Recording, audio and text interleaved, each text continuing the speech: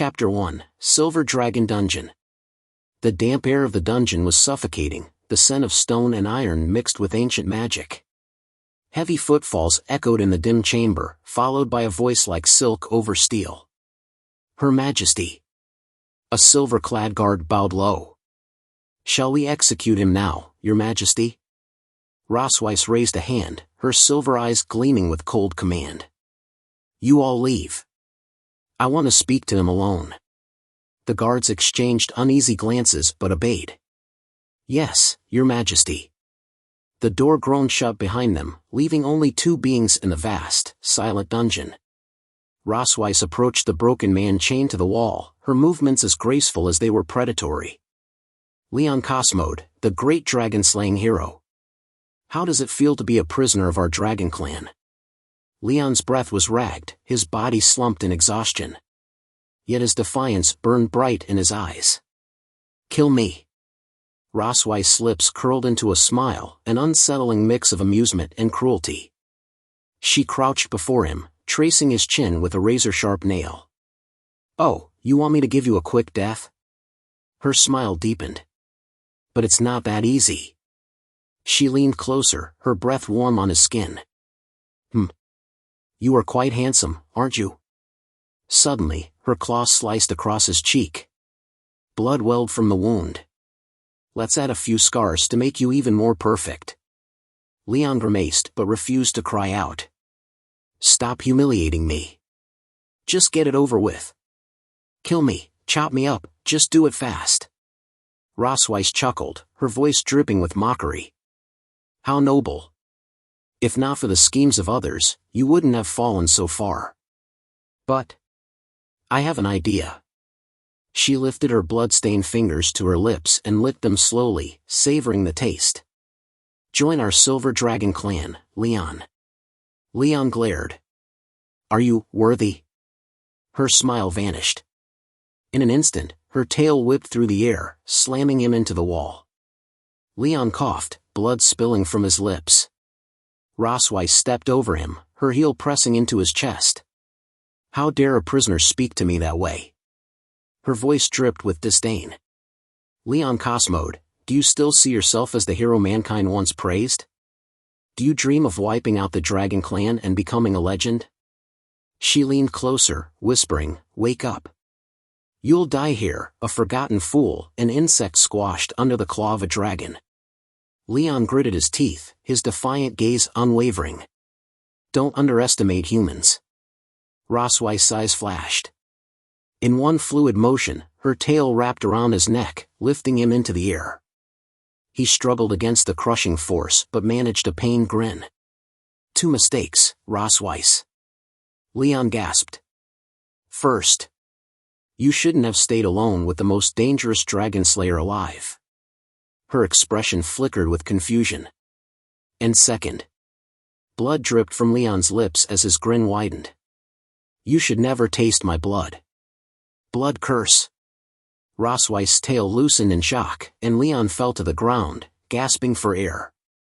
A strange heat began to spread through her body. It's so hot. What have you done to me? She whispered, clutching her chest as if it burned from within. Leon coughed, dragging himself to his feet. The blood curse, it's a forbidden spell. By tasting my blood, you've formed a soul bond with me. When I die, the curse will drown you in endless pain, for the rest of your life. Rosweiss' eyes widened in disbelief. Impossible.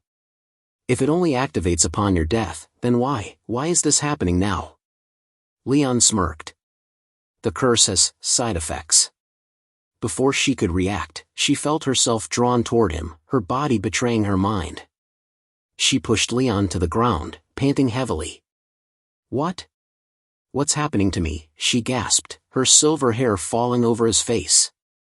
Without thinking, she kissed him, a desperate hunger driving her actions. An hour later. The cold dungeon air kissed their bare skin. Rosweiss sat up, covering herself with her arms, her cheeks flushed with shame and fury. What did you do to me? She demanded. Leon lay on the ground, his body battered but his grin victorious. I told you. The blood curse creates a soul bond. When I die, the pain will haunt you forever. But until then, well, I didn't expect this particular side effect. Roswei's fists clenched as she struggled to contain her emotions. Nonsense! We dragons follow the rule of monogamy. No. Leon interrupted, his grin widening. And that's the beauty of it. When I die, not only will you never have another mate, you'll also have no descendants. No dragon successor. Just like you said I wouldn't. Her fury exploded. She grabbed a nearby cloth to cover herself, and lunged at him, striking him across the face. You bastard! Leon coughed, laughing despite the pain. You want to kill me? Go ahead. But I won't be the only one suffering. Rosweiss glared down at him, her body trembling with rage and confusion. You are just a human.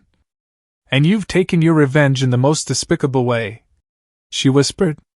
Leon closed his eyes, his voice a low whisper. Live with hatred for me, and pain for the rest of your life. That's my curse to you. Rosweiss stood, her expression unreadable as she donned her clothes. You want to die so easily? How can it be so cheap?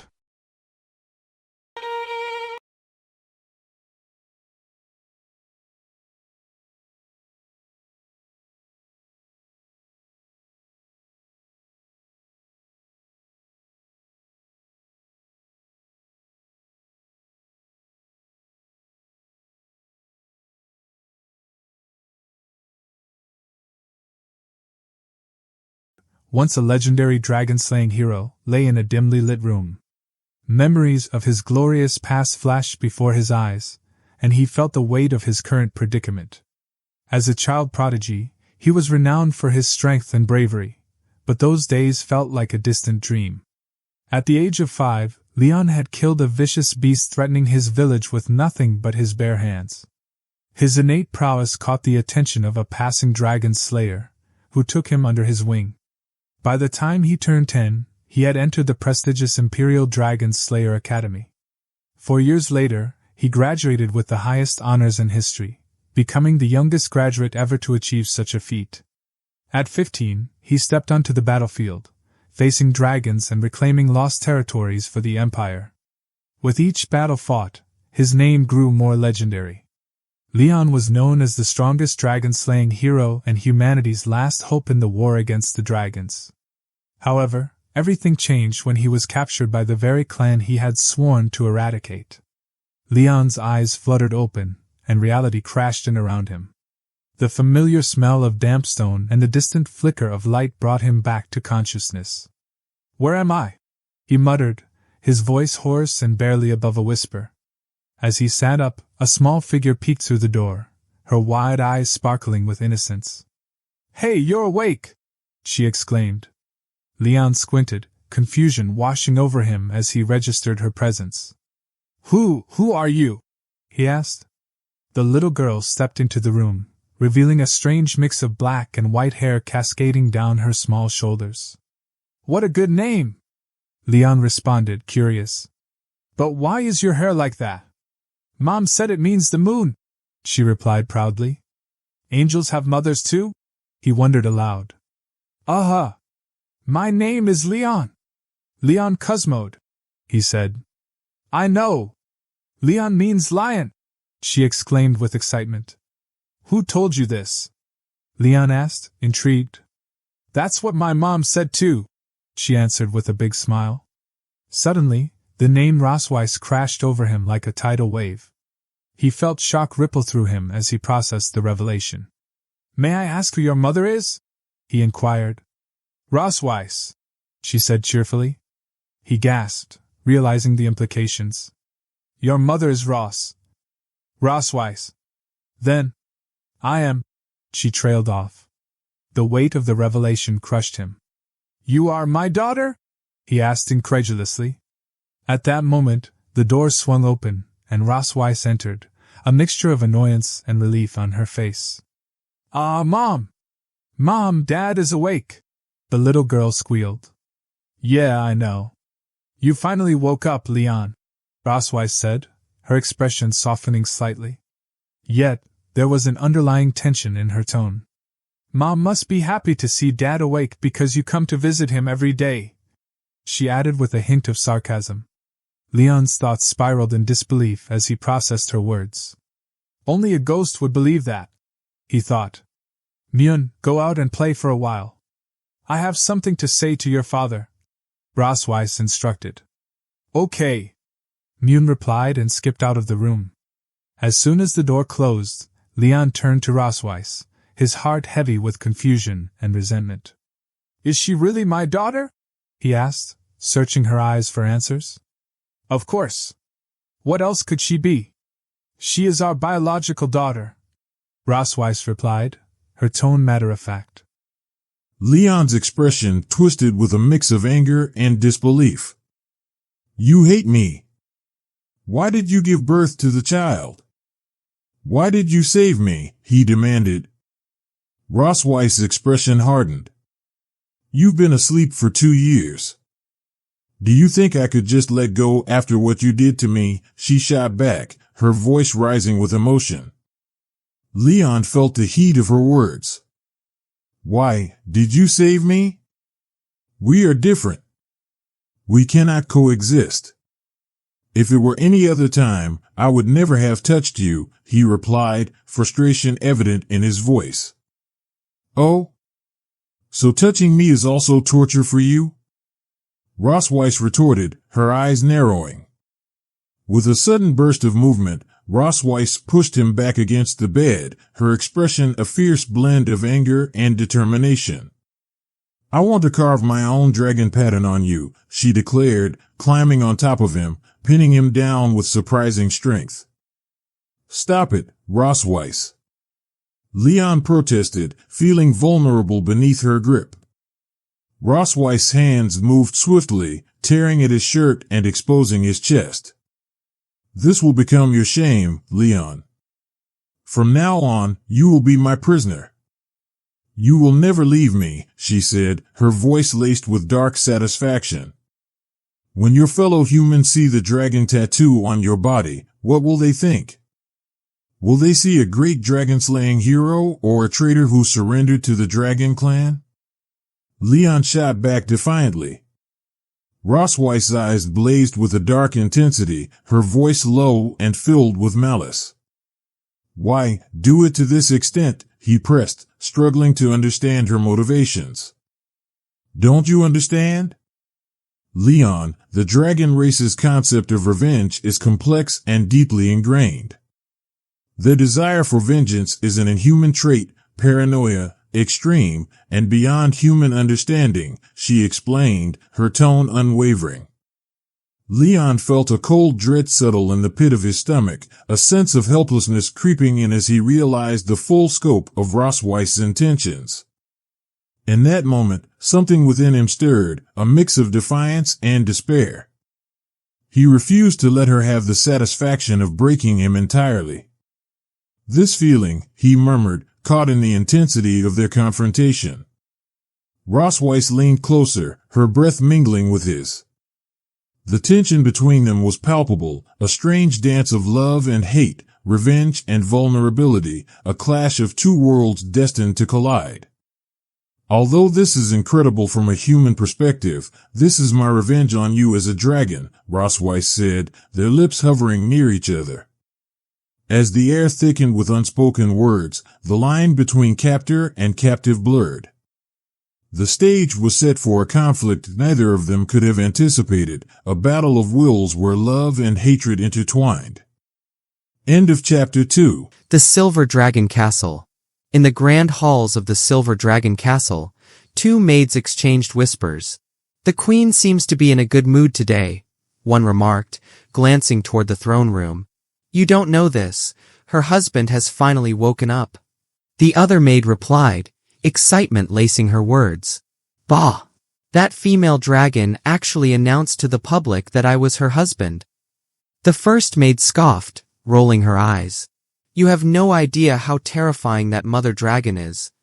The second maid replied, her voice barely above a whisper. Meanwhile, Leon, the dragon slayer, found himself lost in thought, recalling the previous night. Move! Move faster, Leon. Rossweiss had urged him, her voice echoing in his mind. Ugh, she squeezed me for a whole day and night. My waist is almost broken. He groaned, frustration welling up inside him. I, Leon, will never stay here and become her plaything. He glanced around the castle, noting the 4 dragons guarding the side door. It felt impossible to escape. Yet, something was off. Why were there so few guards today? The castle felt eerily quiet compared to the chaos from when he had arrived 2 years prior. Huh? How come there is a hole here? He murmured, spotting a small gap in the wall. This can't be a trap, can it? With determination, he slapped his hands together. Never mind, I can't think too much right now. I have to leave here no matter what. Even if it is a trap, I will force my way out. Goodbye, perverted mother dragon. As for the little dragon named Myun, although she is very cute, she can only be yours for the time being. He declared, a hint of resolve in his voice. Above him, his daughter Myun spotted him from the castle roof. Mom, look. Dad is digging a dog hole. How cool! She exclaimed, stretching out on the sun-warmed roof. I saw it. He's pretty awesome, her mother, Rossweiss, replied with a hint of pride. When will Mom go and catch him back? Myun asked innocently, her eyes sparkling with curiosity. Myun, you can't say fish him back when talking about your dad. It's very rude, Rossweiss corrected, her tone light yet firm. So what should I say? Myun asked, puzzled. Just say catch him back, Rossweiss said, a small smile tugging at her lips. After some time, Leon continued his escape, pushing himself as he ran. After climbing over these mountains, I'll see the borders of human territory, he thought, determination fueling his steps. After running so far, that female dragon shouldn't catch up with me, right? Suddenly, he shouted in surprise, recognizing a familiar voice. Rossweiss. You are quite a runner, Leon, she teased, gliding through the air above him in her majestic dragon form. Damn it. He cursed under his breath, frustration mounting. It must be fun to play with me like this, right? Rossweiss descended, her scales glinting in the sunlight. I am indeed very satisfied. Don't you think this is too smooth? Who helped you divert the guards and left a hole for you to escape? Leon shot her a serious look, determination etched on his face. Even if I knew it was a trap, I had no choice. I just didn't expect you to catch up so quickly. She leaned closer, her enormous dragon head towering over him, casting a shadow. What will happen if you return to human territory now? You already have my mark on your chest. Do you think they will still recognize you as a dragon slayer? Leon met her gaze with fierce conviction. Then I will start my life again as an ordinary person, which is better than being tortured by you. Rossweiss flared her wings in frustration. TSK. You don't know how to appreciate my kindness. Wah! Leon shouted as she scooped him up in her claws, sending his heart racing. Let me go. Where are you taking me, you dragon? He yelled, panic rising. Since you want to go back so much, I will help you, she declared, and with a powerful flap of her wings, they soared through the sky. 3 hours later, they neared the Empire's border city. With a flick of her claws, Rossweiss tossed him gently into a tree. Wah wah. It hurts, he groaned as he landed awkwardly. Leon blinked in surprise as he looked around. Is this a human town? Rossweiss suddenly appeared beside him, a teasing smile on her lips. That's right. That's the human empire. When you see the long-lost human town, do you feel that you can return to the human world just by stepping over it? But Leon, you can't go back, even if it seems so close at hand. She warned, her expression shifting to one of seriousness. Oh, I forgot to mention, Rossweiss continued, her tone turning sultry. When one of the 2 people with the dragon mark wants to have sex with the other, the dragon male will produce a reaction. Leon's heart raced as he processed her words. Do you want to be here? Yes. Do you know why I brought you here? I want you to understand what shame is right in front of your hometown, so close to it. She replied, her gaze piercing through him. Leon, fueled by a mix of defiance and attraction, met her eyes with confidence. Do you think I will lose faith because of this? He suddenly grabbed her hand, his voice steady. I will wait patiently until that opportunity comes. By then, I will repay you double for all the humiliation you've put me through. Rosweiss' eyes sparkled with intrigue. Oh, okay. With a playful smile, she leaned in closer, pressing her body against his. I'll be waiting for you, dead or alive. She teased, rubbing her form against him, sending shivers down his spine.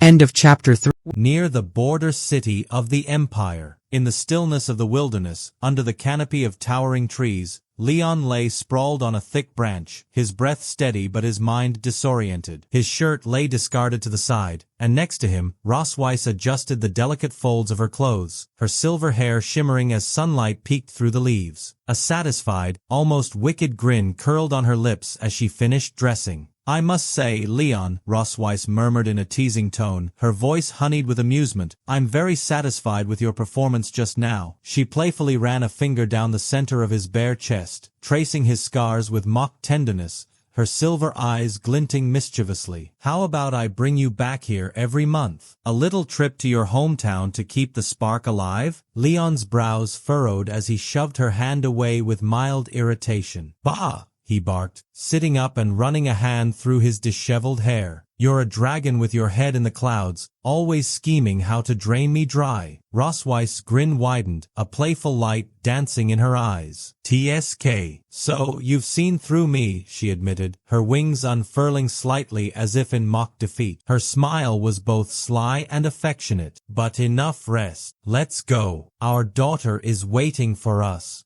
Leon scowled as he rose to his feet, dusting off the leaves clinging to his trousers. Wait a minute, he grumbled. Rosweiss gave him a bemused glance, her arms folded. As a dragon slayer, Leon declared with his usual bravado, I won't be treated like some helpless prey. I can walk just fine on my own. Rosweiss arched a brow, clearly amused by his stubbornness. Oh, can you now? She asked, her voice dripping with sarcasm.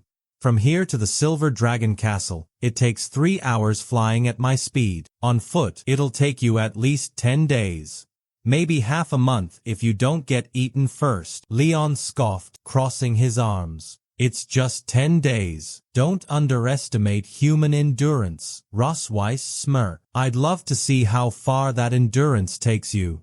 Later on the forest path, the sun dipped lower into the sky, and the once confident swagger in Leon's step had dwindled to a slow trudge. Sweat dripped down his brow, and his breath grew ragged. Huff, huff. His legs trembled with each step, though he stubbornly pressed on, not wanting to admit defeat. Rosweiss hovered beside him, walking gracefully with that same amused grin plastered on her face. Can't walk anymore, she asked sweetly. If you ask nicely, I might carry you. Leon shot her a defiant glare. Who said I was tired? He snapped, though his voice lacked its usual bite. Rosweiss chuckled under her breath. The only thing tough about you is that sharp tongue. Before Leon could retort, movement caught his eye ahead. Mounted soldiers clad in armor, their banners fluttering in the breeze. His heart skipped a beat. Dragon slayers. A mix of emotions swirled inside him. Hope, fear, and dread. If they recognize Rosweiss, this could turn ugly. One of the soldiers, a man with a grizzled beard and a stern gaze, called out as they approached. You too. Are you lost? Leon forced a strained smile, nudging Rosweiss to play along. No, just out for a stroll. The soldier gave them a dubious glance. This forest isn't exactly a place for casual strolls. Dangerous creatures roam here. He tipped his helmet. I'm Captain Walker of the 47th Imperial Dragon Slayer Squadron. If you need help, I can offer you a ride. Leon's heart raced as he noticed Rosweiss' expression darken. Her silver eyes narrowed, and he could feel the tension rising from her in waves. She's ready to kill them. Not good. Leon reacted instinctively, grabbing Rosweiss' wrist just before she could summon her magic. He yanked her toward him,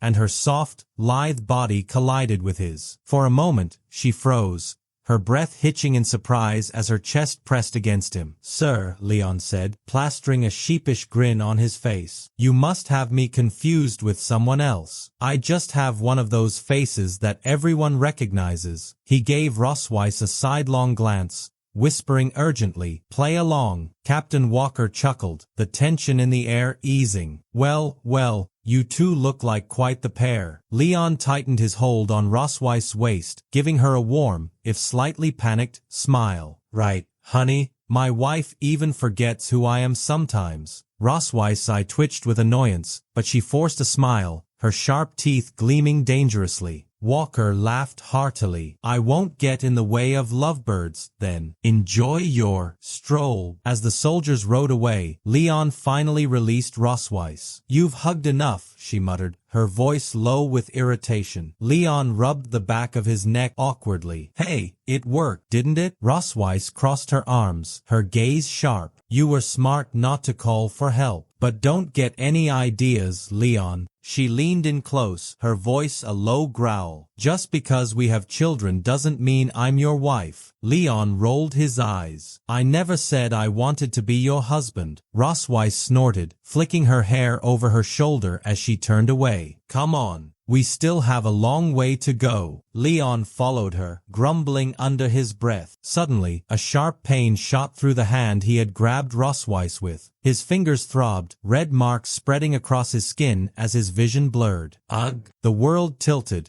and before he could stop himself, he collapsed onto the dirt path. Rosweiss paused, glancing down at him with an arched brow. "Fainted already," she scoffed, more amused than concerned. "What a fragile little human." With a sigh, she shifted into her dragon form, her silver scales gleaming in the dim light. Her massive jaws gently scooped Leon up, placing him atop her head. "This time," she muttered, her voice a low rumble, "I'll take that as a plea for mercy." With a powerful beat of her wings, Rosweiss lifted off into the sky, carrying Leon toward the distant silver dragon castle. As they soared above the forest, her thoughts wandered, a strange warmth stirring in her chest. Perhaps, just perhaps, this human wasn't as tiresome as she had first thought, and Leon, even in his unconscious state, might soon realize that no matter how far he tried to run, he was Opening with Leon's awakening. Leon's body felt heavy, his limbs sluggish as he slowly blinked his eyes open. The soft morning light filtered through the unfamiliar room, casting a warm glow over the wooden walls and unfamiliar furnishings. His muscles ached as if every part of him had been through a fight, and knowing his luck, it probably had. "Ugh!" Leon groaned, wincing from the sharp twinge in his side. Before he could sit up properly, a cheerful, high-pitched voice cut through the haze in his mind. "Dad, you're awake." Mune, the tiny half-dragon child, stood beside him, her bright tail flicking back and forth like an excited puppy. Leon stared at her for a moment, his thoughts slow to catch up. "Dad?"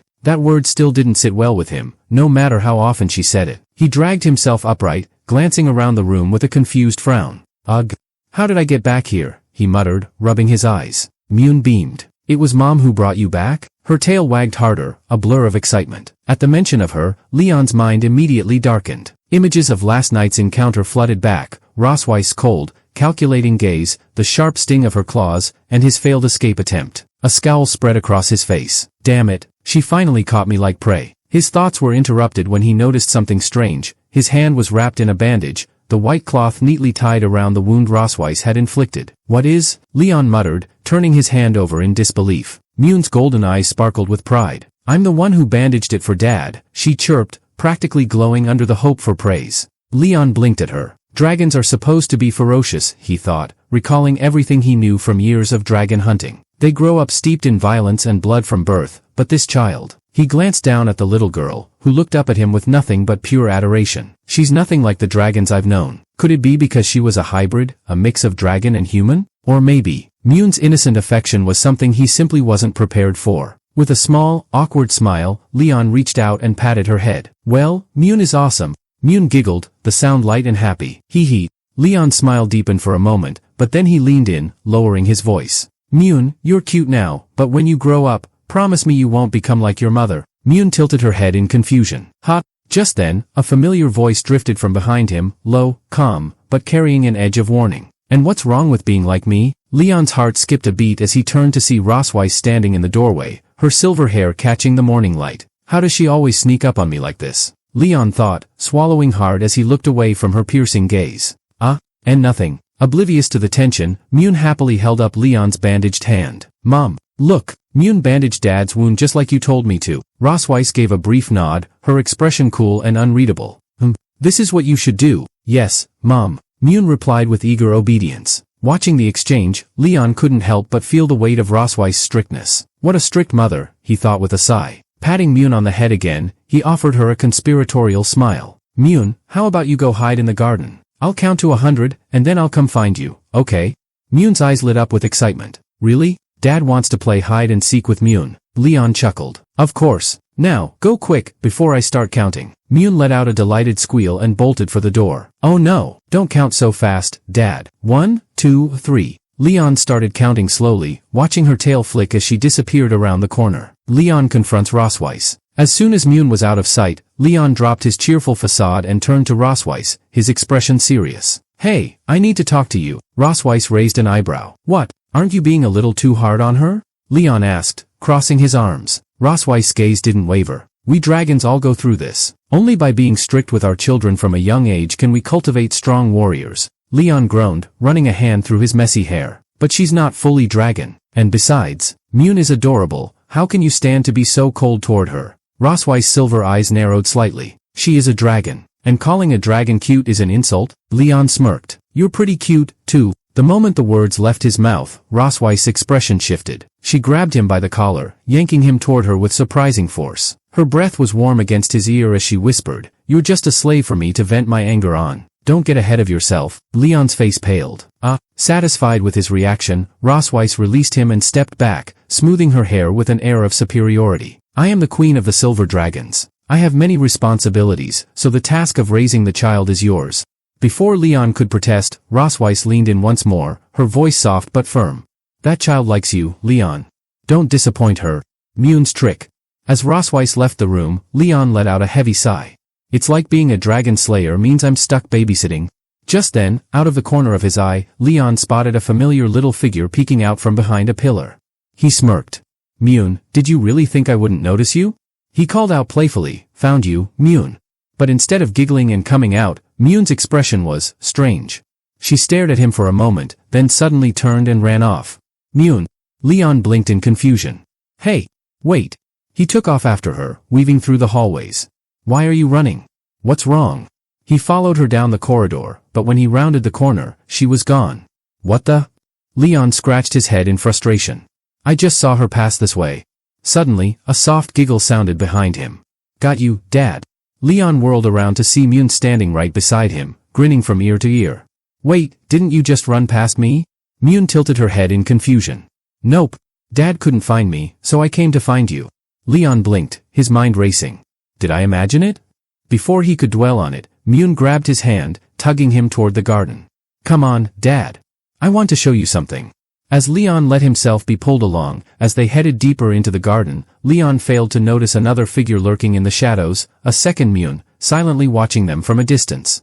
The Garden of Secrets. Leon followed Myun through the garden, the vibrant colors of the flowers around them contrasting sharply with the heaviness in his heart. Each petal seemed to bloom with life, a reminder of the innocence he so desperately wanted to protect.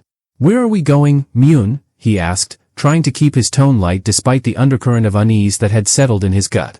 To my secret spot, she exclaimed, her eyes wide with excitement. You're gonna love it. Leon couldn't help but smile at her enthusiasm.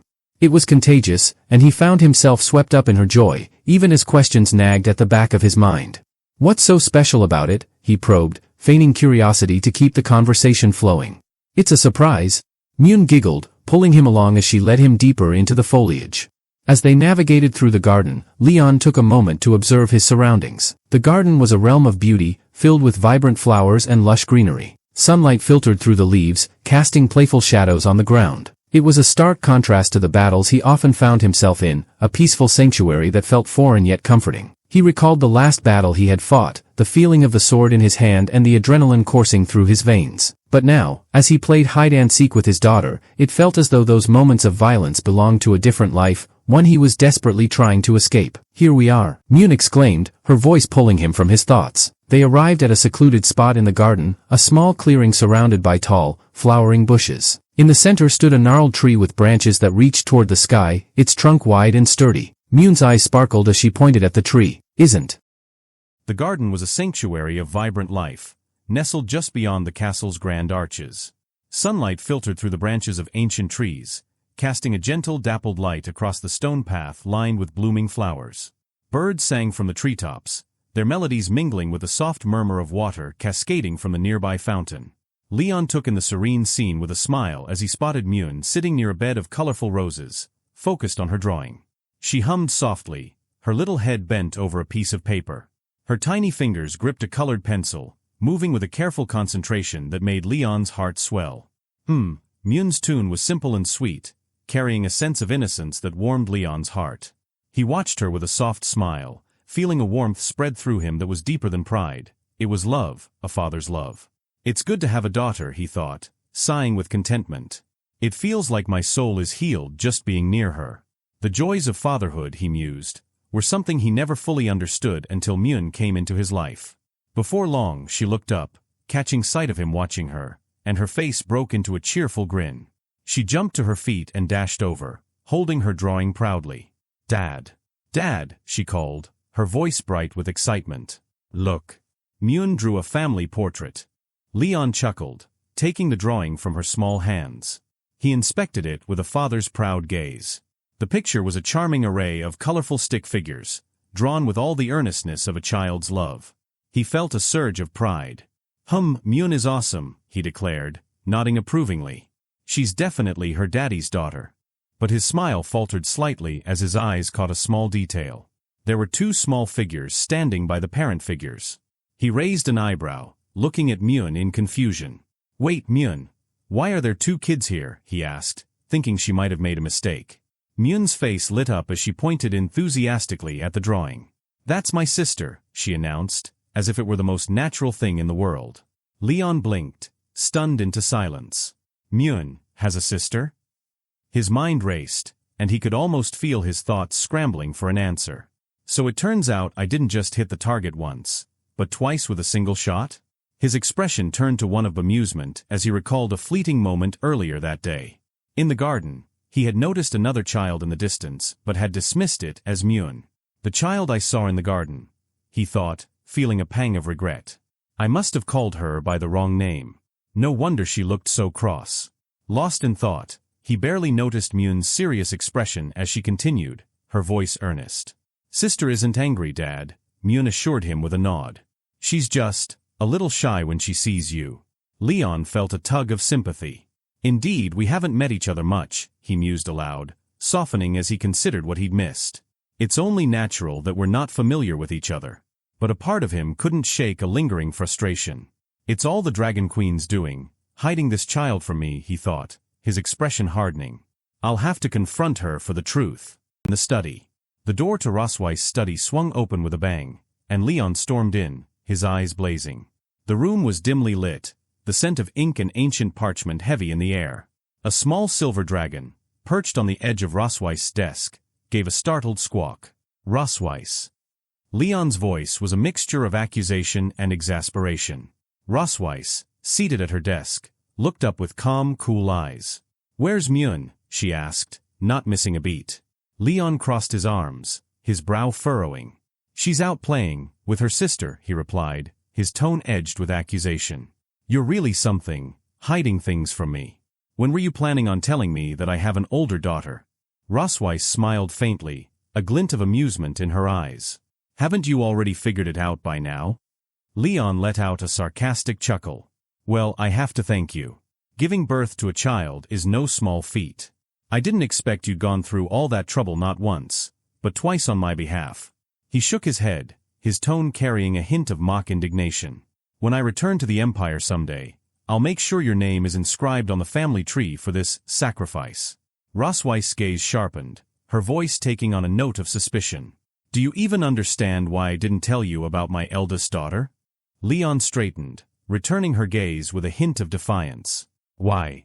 I'm guessing you were jealous of my closeness to Myun, So you decided not to let Noah meet me. Rosweiss tilted her head, studying him with a bemused smile. Are you that eager to see her?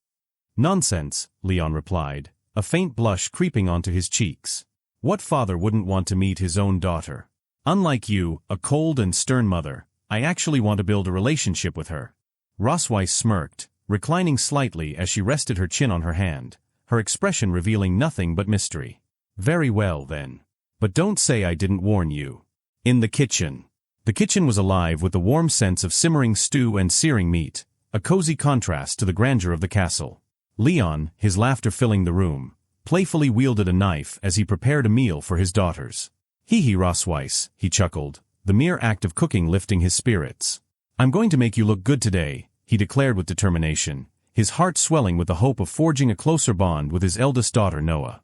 Open her stomach with delicious food, he mused, envisioning the joyful expressions on both Myun and Noah's faces as they savored his culinary creation. It was a father's instinct, a belief that nourishing his children would draw them closer together. As he stirred the pot, memories flooded back. I used to make this cream stew often for my team. Everyone who tasted it said it was good. The sweet taste is also suitable for children, he reflected, recalling how he had shared many meals filled with laughter and camaraderie. He took a careful taste of the soup, savoring the flavors. Not bad. My cooking skills are not rusty, he said, pleased with his progress. His mind raced with anticipation. This taste will definitely win Noah over. Noah loves the food her dad cooks the most.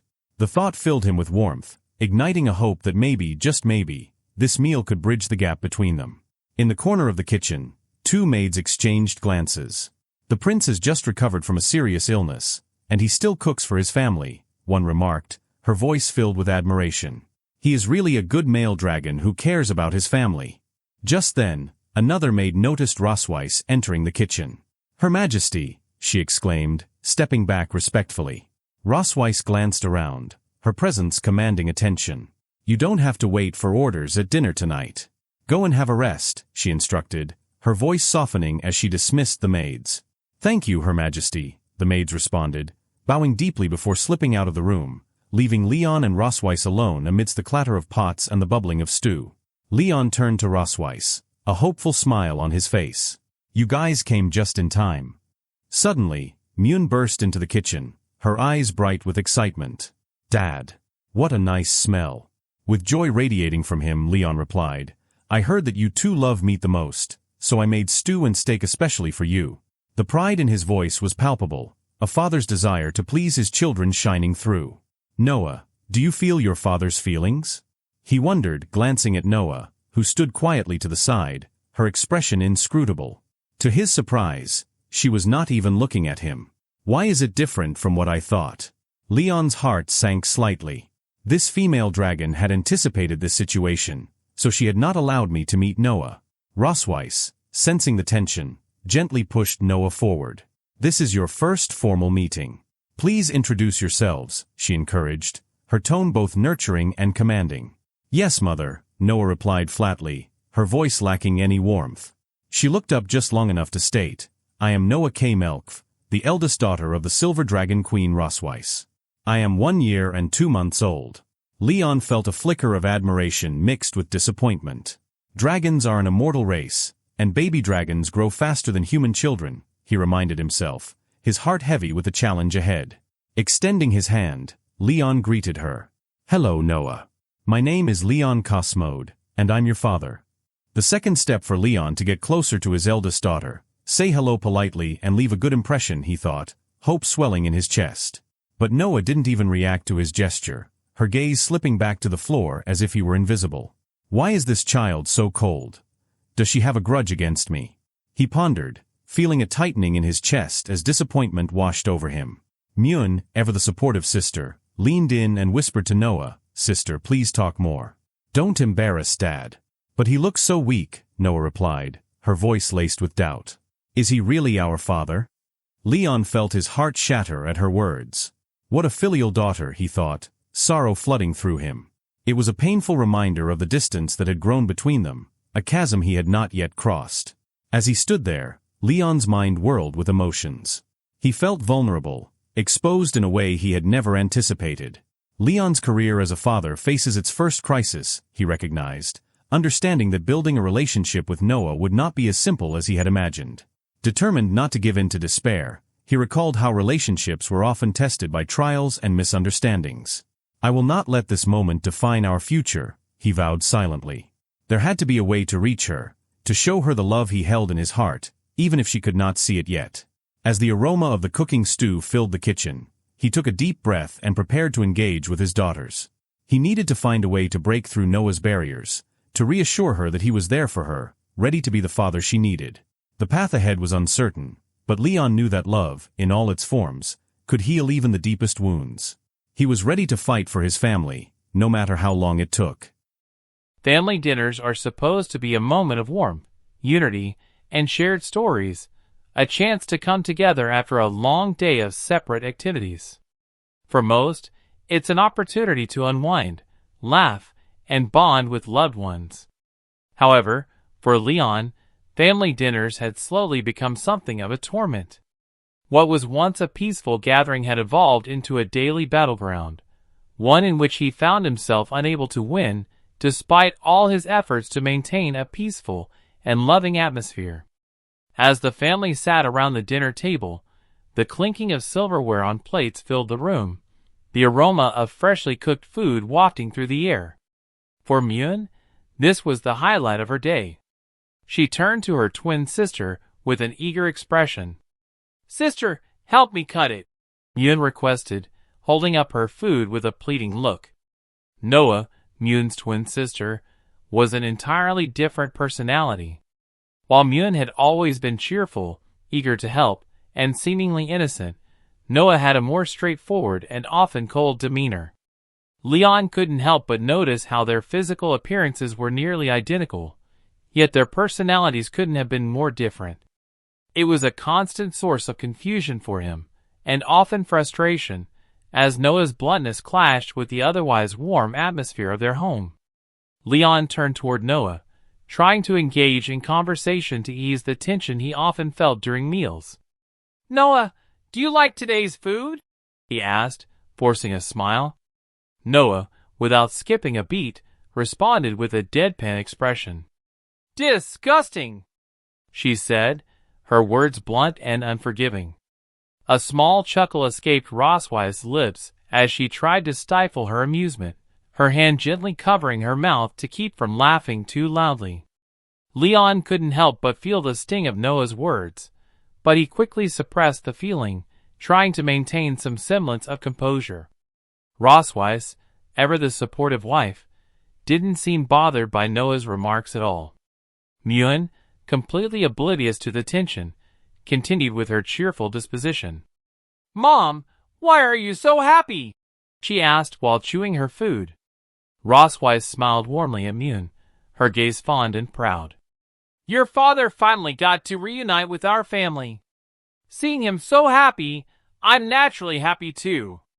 She leaned toward Leon, her eyes sparkling with affection. "Right, Leon? Why aren't you smiling?" she asked, her voice laced with teasing curiosity. Leon quickly forced a smile, one that didn't quite reach his eyes. "Ha ha ha, of course, I'm happy to be with my family," he said, his voice carrying a tinge of sarcasm that he hoped would go unnoticed. Myun, ever the optimist, raised her spoon in the air and beamed. "Then Dad, can you have dinner with us every day?" Leon hesitated for a moment, his mind racing for an appropriate response. The thought of enduring daily meals with his family, especially with Roswise and Noah's constant challenges, filled him with dread. He glanced over at Noah, who had already returned to eating with a stern expression, and then at Roswise, who was watching him with that same annoying glint in her eyes. "Well," Leon stammered, searching for the right words, "I don't know if that's possible." Inside, however, Leon was thinking to himself, "I don't want to eat with this female dragon every day." Before Leon could even finish his thought, Noah spoke up, cutting through the silence with her usual bluntness. "No," she declared firmly, her tone brooking no argument. Myun, still holding her spoon and looking genuinely curious, turned to Noah. Why not? Noah's eyes narrowed as she stared at her twin sister. Because I want to study at the Young Dragon Department of St. Heath Academy, she said, her words firm and resolute. Rossweiss looked at Noah with a mixture of pride and amusement. The Young Dragon Department of St. Heath Academy is full of dragons that are only 4 or 5 years old. Why are you in such a hurry to enroll? She asked, her voice dripping with gentle reproach. Noah's face remained unchanging as she responded, her voice tinged with determination. Because I want to defeat more dragon slayers. The statement sent a chill down Leon's spine. He had suspected something was amiss, but hearing Noah's words confirmed his worst fears. It seemed his own daughter, the child he had raised, was eager to face off against dragon slayers, even at such a young age. Leon wiped his mouth nervously, as he thought to himself, it seems this child wants to defeat me, her own father. Dragon slayers are all very brave, Leon said aloud, trying to reason with Noah in a calm tone. But you're still so young, and you could get hurt. Noah simply glared at him, her eyes cold and defiant. Don't treat me like a child, she said sharply. Leon's mind screamed in frustration, you are a child. Rossweiss, ever the supportive mother, leaned in with a proud smile. I think Noah's idea is pretty good. The sooner she learns the skills, the sooner she can fight the dragon slayers, she said, her tone full of approval as she glanced toward Leon. Isn't that right, Leon? Or do you have a reason to stop Noah from going to school? Leon was now on the defensive. He had to be careful not to oppose this too harshly, or else Noah would start resenting him even more. He could already see the tension between them growing, and the last thing he wanted was for his own daughter to think he was some kind of obstacle to her ambitions. If I continue to oppose it, Noah will definitely hate me as a father even more, Leon thought to himself. I can only change her mind subtly. No more, Leon said aloud, his voice strained. He tried to hide his feelings, but Rossweiss was perceptive. She noticed his frustration and her smile grew wider, as if she had already won. Leon could feel the pressure mounting, knowing that this dinner was quickly becoming a battlefield in a war he was losing. Rossweiss, her eyes glinting with triumph, continued. Since your father's okay with it, it's happily decided. The entrance test for St. Heath's Academy will be held in a month. During this month, your father will help you prepare. Noah's eyes lit up with excitement, and she gave her mother an enthusiastic nod. Yes, Mother! The tension in the room was palpable, and the once peaceful dinner had now descended into something far more complicated. Leon was caught between a rock and a hard place, forced to agree with a plan he didn't support in order to keep the peace. But as the dinner came to a close, Leon couldn't let go of the uneasy feeling in his stomach. Hey, Rossweiss! Leon called out, his frustration boiling over. These plates haven't been cleaned yet. Rossweiss, unfazed, waved her hand dismissively. Just let the servants do this, she said, clearly uninterested in any further housework. Leon, however, had different plans. He didn't want to simply sit back and let the evening end on this note. After dinner, the couple cleans up and washes the plates together, Leon insisted. This is the correct way to end a family dinner. Rossweiss raised an eyebrow, but Leon could see the glimmer of amusement in her eyes. She knew what he was trying to do, and she wasn't going to let him win so easily. Don't you want to create a harmonious family atmosphere in front of them? Leon whispered to Rossweiss, trying to coax her into playing along, even if just for appearances. Even if it's just fake. Rossweiss looked over at Mune, who was still eagerly waiting for something to happen. All right, Rossweiss agreed, playing along. Mune raised her hands in excitement, eager to help. Mune also wants to help. But just as they were about to get up, Noah interrupted. She stood up, grabbing Mune's hand and pulling her away. Come with me, she said, dragging her sister away from the dinner table. Myun, a little confused but still happy to go along with Noah's lead, asked, "Sister, where are we going?" As Noah and Myun left the room, Roswise turned toward Leon, wearing an apron and looking somewhat smug. "When are you going to help?" she asked with a teasing smile. Leon's patience was at its limit. He could feel the fire of frustration burning in his chest, but he knew he couldn't let his anger get the best of him. He had to play it cool, or else everything would fall apart. He crossed his arms and puffed out his chest. "Roswise, have you forgotten what I said 2 years ago?" he said, his tone serious. "You should never be alone with the highly trained and strongest dragon slayer." Roswise's expression faltered for just a moment, a flash of concern crossing her face. "Leon, what do you want to do?" she asked, her voice low and guarded. Leon narrowed his eyes, a sense of resolve settling in his chest. "Before, I traveled a long distance and was exhausted, so I was controlled and played with by your dragon pattern," he said, his voice calm but filled with purpose. "Now it is different." Roswise didn't give him a chance to finish his thought. With a flick of her tail, she launched an attack, her dragon tail swinging toward Leon with the speed and power of a storm. "Don't think you can escape from here by using this trick," Roswise said, her eyes filled with determination. Leon, however, was ready. He blocked her attack with one hand, his strength and resolve unwavering. "Who said I was going to run away?" he retorted, his voice filled with confidence. Roswise stood there, her body trembling as the power of the dragon coursed through her. The overwhelming surge of magic, so intense it almost felt as if it was consuming her from within, left her struggling to maintain control. Her lips parted, attempting to form words, but the force of the dragon's essence rendered her voice a weak, unintelligible murmur. Her breath came in shallow gasps, each inhalation sending another wave of heat through her chest. The once proud and indomitable dragoness felt helpless, vulnerable, and weak.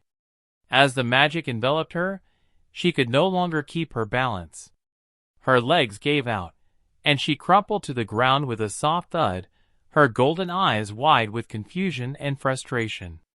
Before she could fully recover, she felt a sharp tug on her tail. Leon, ever the unpredictable and infuriating man, was holding it with a vice-like grip, his expression one of amusement and malice. His fingers dug into her sensitive tail, and Roswise's breath hitched as the sensation of his touch sent an unwanted shiver through her body. The dragon pattern marking on her tail made it an area of immense sensitivity, and his touch felt almost unbearable. "Are you truly unable to do anything, Your Majesty?" Leon taunted, his voice oozing with mocking superiority. He leaned down, his face inches from hers, as he continued to apply pressure to her tail. "The dragon pattern makes your tail incredibly sensitive. You're like a kitten when it's grabbed by the scruff of its neck, weak and powerless." Roswise's heart raced in indignation, but her body betrayed her. Despite her attempts to summon the strength to push him away, she could barely muster the will to lift a finger. She had never been so vulnerable before, not in all her years as a dragon, and it filled her with an intense, simmering mixture of shame and fury. But more than anything, she felt helpless. Her pride, the pride that had always been her shield, was slipping away, leaving her exposed. "This is the new knowledge I've discovered from your dragon book," Leon continued, his words a calculated insult designed to chip away at her dignity. His gaze darkened with a cruel satisfaction, like a man who had discovered a secret weakness and was intent on exploiting it. "I've learned a great deal about dragons from your precious tome." The implications of his words stung, but Roswise's mind barely had time to focus on them, as she was left reeling from his touch. She wanted to snap back, to remind him that she was a dragon, powerful and unstoppable, but her words failed her. Her head throbbed from the intensity of the magic she had unleashed, and her body felt as though it was being pulled apart by the force of it. She closed her eyes, trying to steady herself, but the sensation of Leon's hold on her tail was the only thing that anchored her to reality.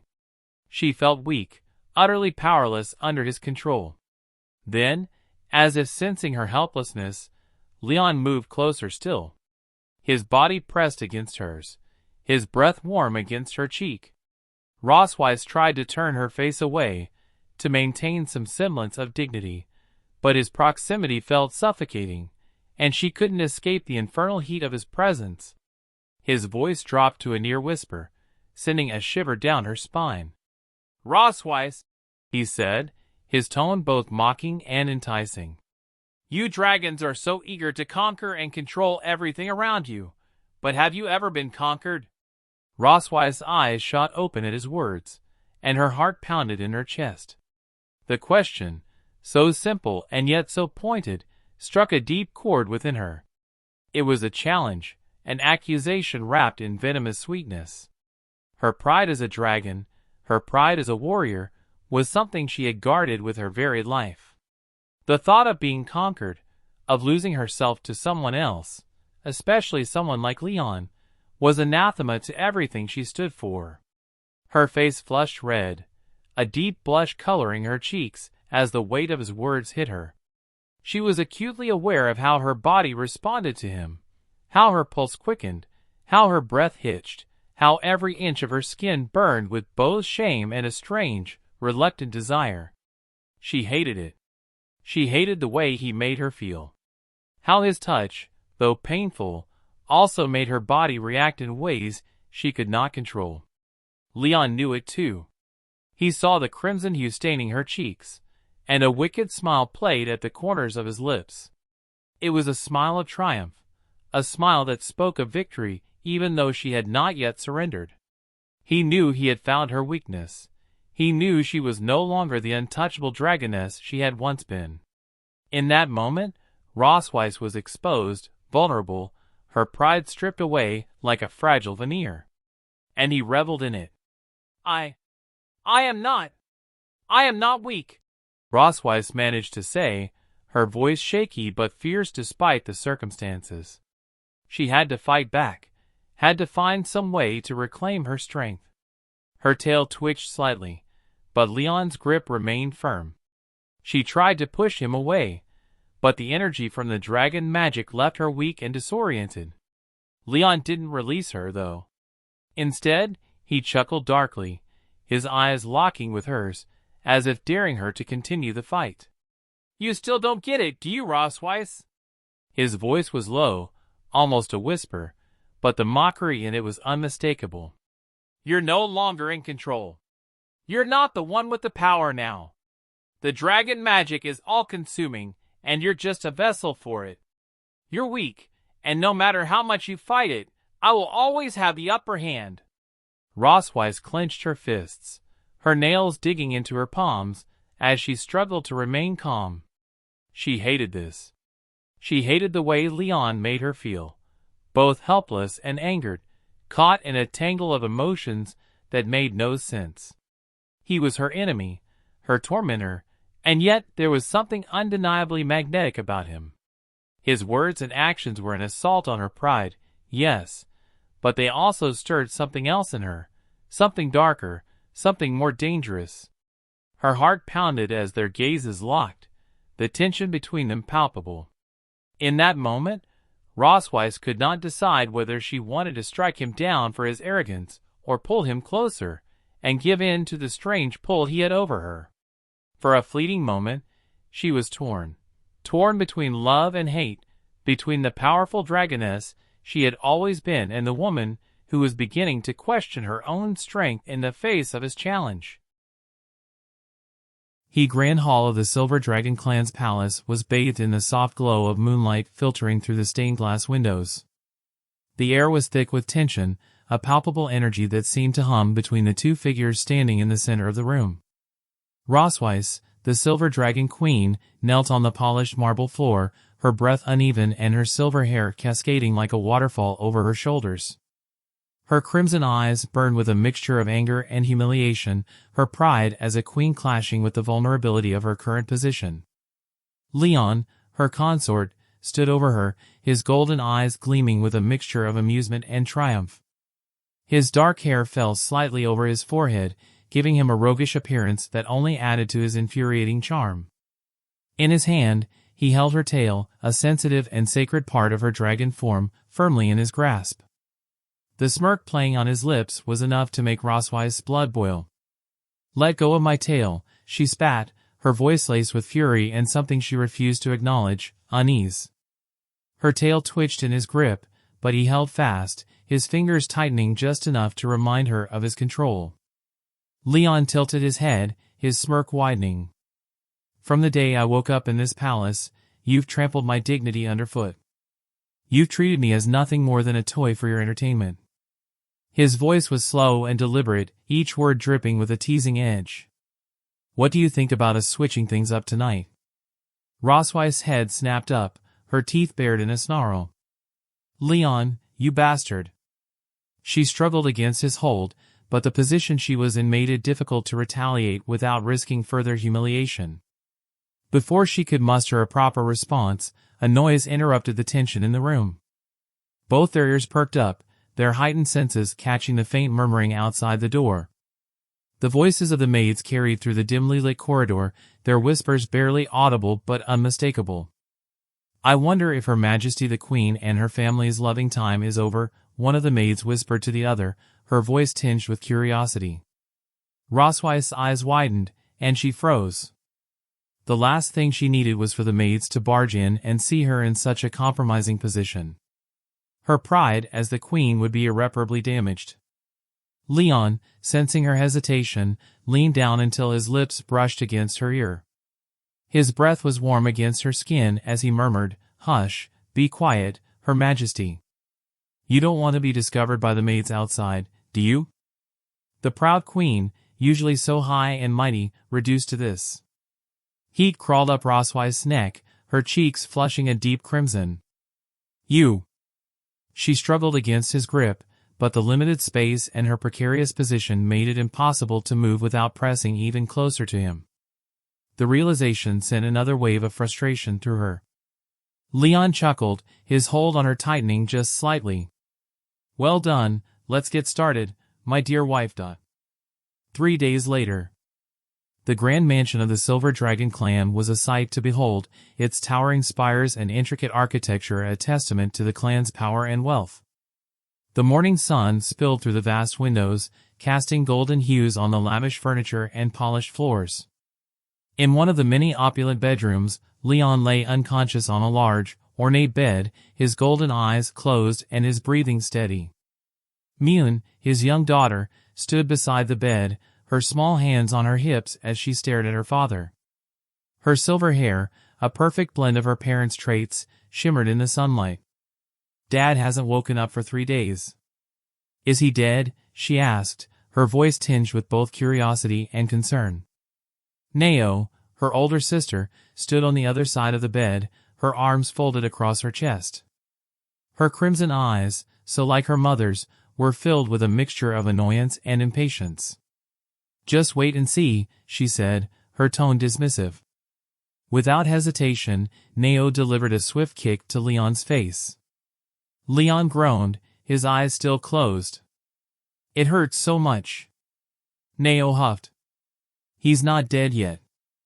Myun clapped her hands in delight. "Mom, Dad is awake again." Leon groaned as he sat up, his muscles protesting the movement. His golden eyes blinked open, and he winced as the sunlight hit his face. "When did I faint?" he muttered, his voice hoarse. Rosweiss, standing before a large mirror and adjusting her silver hair, didn't bother looking at him. Her crimson eyes met his reflection in the mirror, and a small, knowing smile played on her lips. "Do you need me to help you recall?" she asked, her voice dripping with sarcasm. As flashes of the past few nights returned to him, Leon paled. He remembered the overwhelming force of Roswei's strength, how she had completely dominated him after that night. His dragon pattern, a source of immense power, had been rendered useless against her. Her claws had struck him so hard that he had nearly passed out multiple times. His golden eyes narrowed as he glared at her. This female dragon is so cruel. If I were an ordinary person, I would have died several times under her claws. Yet, as he observed her closely, his mind betrayed him. She was undeniably beautiful. Even though she was over 200 years old, she bore the elegance of an untouchable goddess. Her silver hair shimmered like moonlight, and her crimson eyes held a depth of power and wisdom that was both intimidating and alluring. "Why isn't Dad moving?" Myun asked, tilting her head in curiosity. Neo scoffed. "Humph, he's just staring at Mom like an idiot." Rosweiss, caught off guard by the comment, dropped her hairpin onto the vanity table. The sound of it clattering against the wood echoed in the room. Leon bent down and picked it up, his fingers grazing hers as he gently secured it in her hair. He smirked. "This one is quite suitable for you." Rosweiss gave him a strange smile. "I didn't expect you to be so considerate. Have you done this for other women before?" Leon leaned back with an exaggerated expression of thoughtfulness.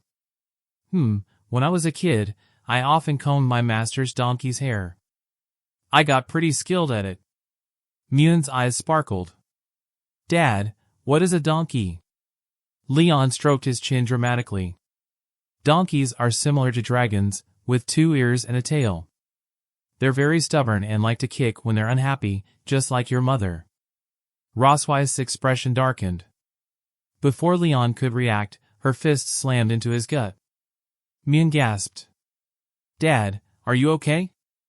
Leon clutched his stomach, barely managing to choke out, "I'm fine." Rosweiss ignored his suffering and turned to her daughters. "Your task today is to learn how to write your name. Your father will teach you." Leon's eyes widened. "You assign me another task without my permission." Myun beamed. "Dad will teach us how to write." Neo crossed her arms. "I can already write." Despite her protest, Myun dragged her along. "Sister, let's go to the study room to find a pen with nice colors." "Which color do you want?" Neo sighed. "Purple." As the girls disappeared into the study, Rosweiss turned to Leon, arms folded. "My sister is coming to visit today. I don't want you to appear in front of her." Leon raised a brow. "What? You won't even let me meet your family?" Rosweiss stepped closer, whispering into his ear, "Leon Cosmode, you are now a male dragon who married into the Silver Dragon clan. You have been in a coma for 2 years due to a disease and have just woken up recently."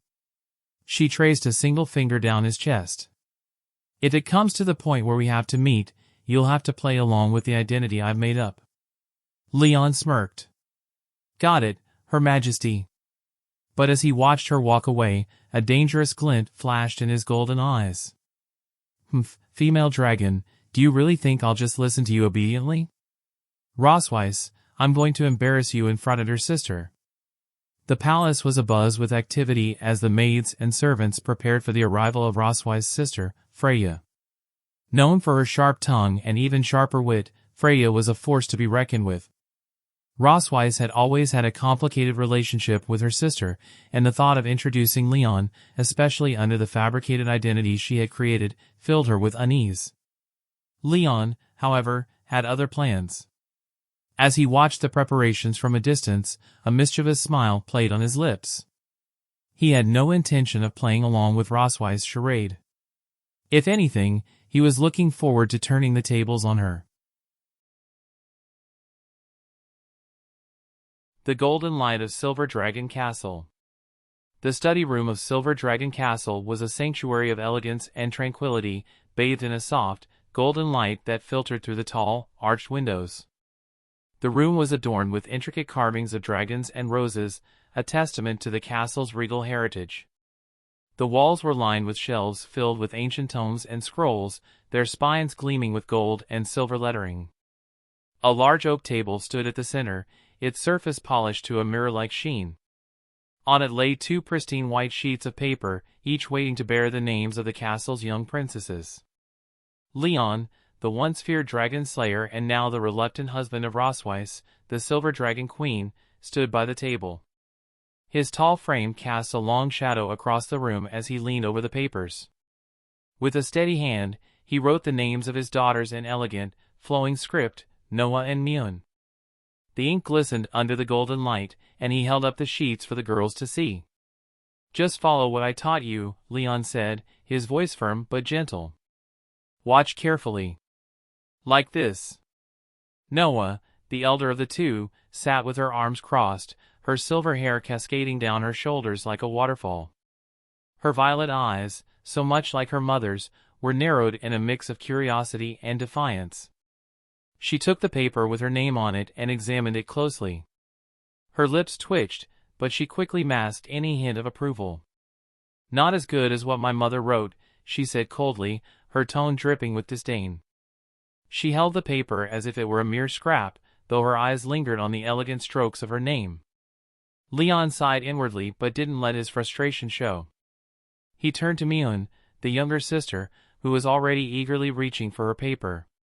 Her golden eyes sparkled with excitement, and her tiny hands gripped the pen with determination. "I just forgot to give something to your mother," Leon said, quickly making an excuse to leave the room. "I'll come back to check on you later."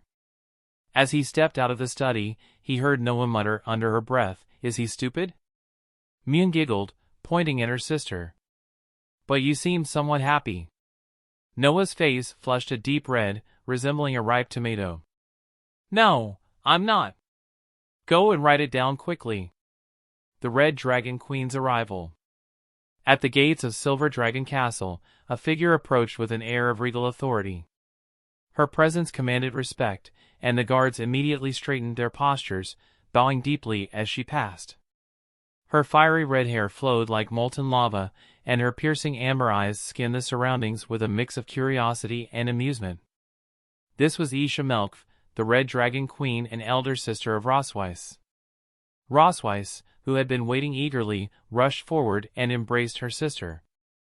"Sister, long time no see." Isha returned the hug, her laughter ringing like a melody. "It's been a year, hasn't it? You look much more rosy than before." Rosweiss blushed, her silver hair shimmering under the sunlight. "Really?" "No, I don't think so."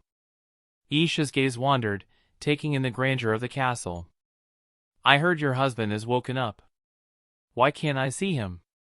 Rosweiss hesitated for a moment before replying, "He's feeling a little unwell today and can't meet for the time being." Isha raised an eyebrow, a sly smile playing on her lips. "Is that so? What a pity. I was looking forward to meeting the Dragon King who kidnapped my sister." Rosweiss' cheeks turned an even deeper shade of red. Dragon King's bonding is all about profit and clan. There's no love involved. Isha leaned in closer, her voice dropping to a whisper. "But you and the man in your family got married and had babies at the speed of light.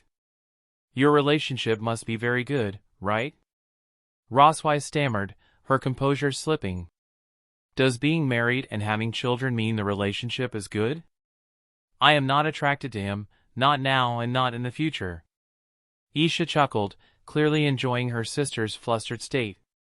"Still as tough as before, I see." Rosweiss quickly changed the subject, linking her arm with Isha's. Okay, it's been a while since we last met. Let's go to the garden and chat while walking." The dragon pattern's resonance. Unbeknownst to Rosweiss, Leon was observing the sisters from a hidden vantage point. He held a telescope to his eye, his expression a mix of curiosity and mischief. "So, that's Rosweiss' sister," he muttered to himself. "Let me see how far the dragon pattern can reach." As the sisters strolled through the garden, Isha began to discuss the recent developments within the dragon clans. The dragon clan has been a little unstable lately, especially the Red Flame Dragon King.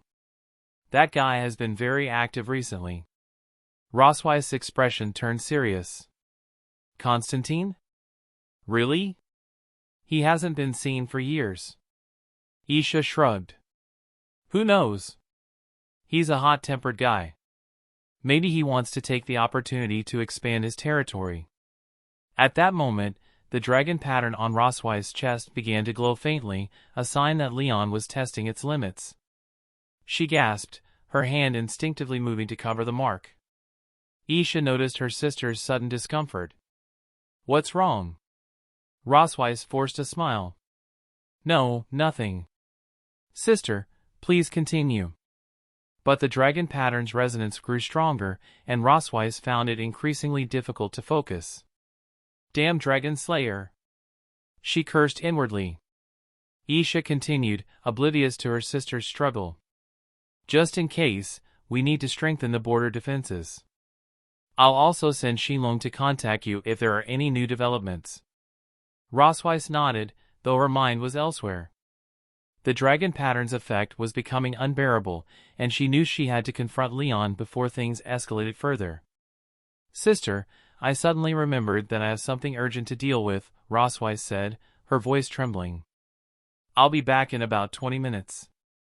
Isha raised an eyebrow but didn't press further. Go ahead. Do you want me to accompany you? No need for that. Rosweiss replied hastily before rushing off. Isha watched her sister's retreating figure with a knowing smile. Dragon pattern, hee hee. Young people are playing around with it. A clash of wills. Rosweiss stormed into the room where Leon was lounging, her silver hair flowing like a tempest. Leon, she shouted, her voice echoing through the chamber. Leon looked up, feigning innocence. Hey! How come you're back so soon? Rosweiss grabbed him by the collar, her eyes blazing with fury. You deliberately chose this time to make the dragon pattern resonate, just to embarrass me in front of my sister? Leon put on his most innocent expression. Is it wrong for me to want you? Rosweiss' anger faltered for a moment, her face turning a deep crimson. What? Leon smirked inwardly, thinking, looks like it worked. At least she's disgusted by me now, right? But Rosweiss quickly regained her composure, turning her face away. Shame, shameless. A defeated prisoner is talking such rubbish. Put away your dirty thoughts. Leon stuck out his tongue behind her back, amused by her reaction. I'm so scared. As Rosweiss left the room, Leon couldn't help but reflect on the strange feelings stirring within him. Why is it that when I think of her face, my heart beats so fast? He shook his head, slapping himself lightly. Wake up and stop thinking about nonsense. The kids are still waiting for me to come back. The children study.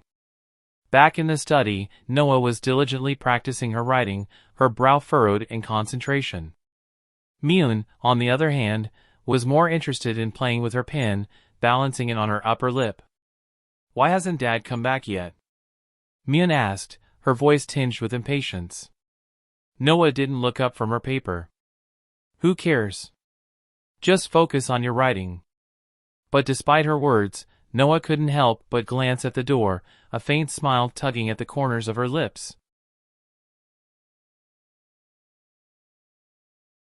The silver dragon castle loomed majestically against the night sky, its towering spires piercing the clouds. The castle gates were colossal, so immense that even dragons appeared as mere ants in comparison. The moonlight bathed the structure in an ethereal glow, casting long shadows across the courtyard. Rosweiss stood at the entrance, her silver hair shimmering like starlight, as she bid farewell to her sister, Isha Melkf. Isha, her crimson wings unfurling with a dramatic flourish, turned to Rosweiss with a smirk. Then I will leave today, she declared, her voice carrying the weight of authority. Rosweiss extended her hand, her expression softening. Sister, be careful on the road, she said, her tone a mix of formality and genuine concern. Isha chuckled, her dragon form beginning to materialize. Her scales glinted like rubies under the moonlight as she transformed fully, her massive frame casting a shadow over the courtyard. Please let me meet your husband next time, she said, her voice echoing with amusement. Rosweiss waved her off, a hint of exasperation in her reply. Okay, we'll talk next time. With a powerful beat of her wings, Isha took to the skies, her escorts following closely behind. Rosweiss watched until they disappeared into the horizon, her thoughts already drifting to the dragon slayer who had become both her husband and her greatest source of frustration. Darn dragon slayer, she muttered under her breath, her crimson eyes narrowing. I still haven't taught him enough lessons. I'm going to teach him a lesson tonight. Leon sat in a cozy room, surrounded by the soft glow of candlelight. His daughters, Myun and Neo, were curled up beside him, their eyes heavy with sleep. He held a book in his hands, its pages filled with tales of dragons and heroes. The story of the young dragon. He read aloud, his voice gentle and soothing. As he turned the page, he glanced at his daughters. Their breathing had evened out, their small forms rising and falling in peaceful slumber. They're all asleep, he murmured, a fond smile tugging at his lips. Carefully, he set the book aside and stood, making sure not to disturb them. He draped a blanket over each of them, tucking them in with a father's tenderness. Don't catch a cold, he whispered, brushing a strand of silver hair from Yun's face. Just as he stepped toward the door, a hand slammed against it, blocking his exit. Rosweiss stood there, her crimson eyes blazing with intensity. Where do you want to go? She demanded, her voice low and dangerous. Leon hesitated, his golden eyes widening slightly. Your sister is gone? He asked, trying to sound casual. Rosweiss' lips curled into a smile that sent a chill down his spine. We still have things to do today. Follow me. Despite his reluctance, she grabbed his arm and dragged him along, her grip unyielding. Leon sighed, knowing better than to resist. No, he muttered under his breath, though he made no real effort to escape. The Queen's bedroom. The scene shifted to Rosweiss' bedroom, a lavish chamber adorned with silken drapes and ornate furniture. Leon stood awkwardly by the door, holding a basin of hot water. Here, the hot water is here, he said, his tone tinged with annoyance. What do you want it for? Rosweiss sat on the edge of her bed, her expression one of regal indifference. She extended her foot, her voice calm but commanding. I'm very tired after walking all day. Please wash my feet for me. Leon stared at her, his mouth agape. What? He spluttered, unable to believe what he was hearing. Rosweiss' gaze hardened, her crimson eyes narrowing. Stop talking nonsense and do what you are told. This is the punishment for what you did today. Leon clenched his jaw, his pride warring with his desire to avoid further conflict. Reluctantly, he knelt before her and began to remove her shoes, his thoughts a whirlwind of frustration. I am a dragon slayer, but I have to become a foot-washing slave of a female dragon, he thought bitterly. The damn female dragon really knows how to enjoy herself. I don't know how many corpses of dragon slayers she has stepped on with her feet.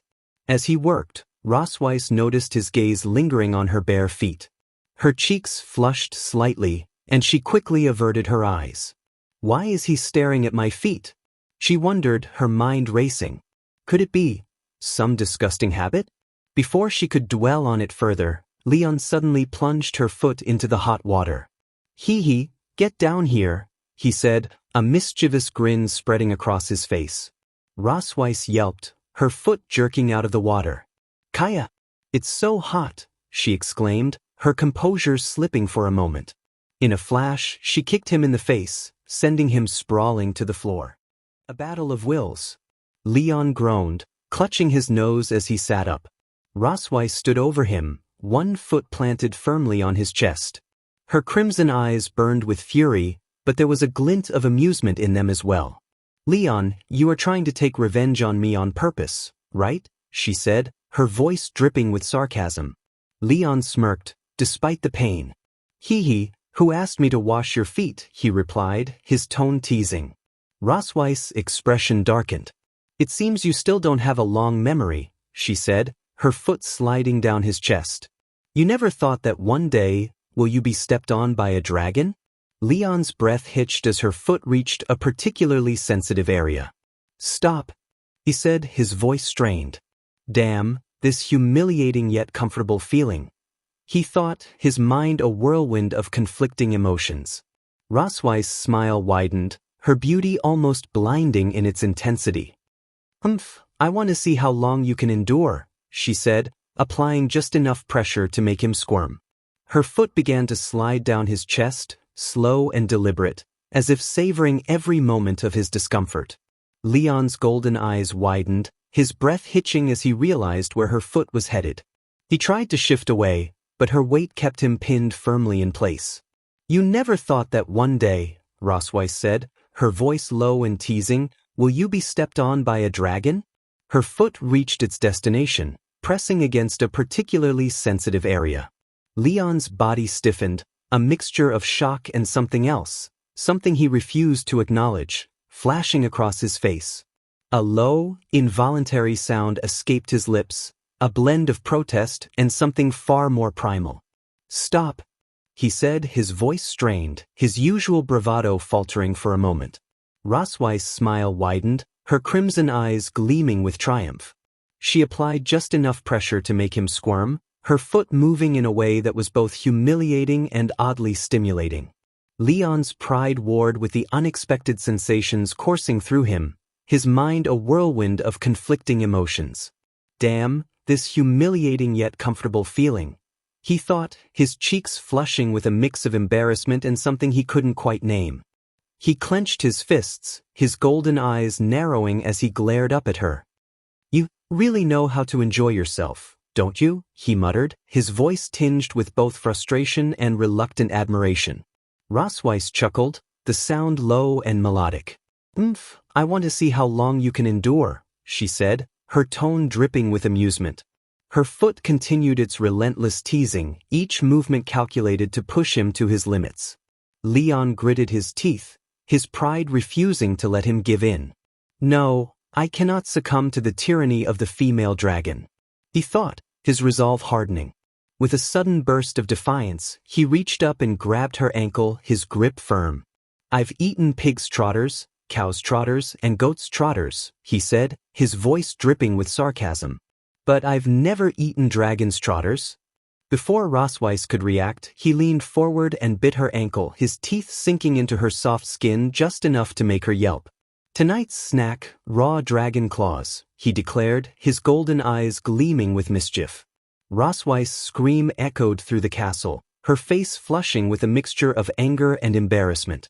"Leon Cass mode, I'm going to kill you," she shouted, her composure shattered. Rosweiss' scream echoed through the castle. "Leon Cass mode, I'm going to kill you," she shouted, her face flushed with a mixture of anger and embarrassment. The next day, the twins woke up to find their parents acting strangely. Myun, ever the cheerful one, bounded into the hall, her silver hair bouncing with each step. "Huh," she said, tilting her head as she noticed her mother limping. "Mom, why do you limp when you walk?"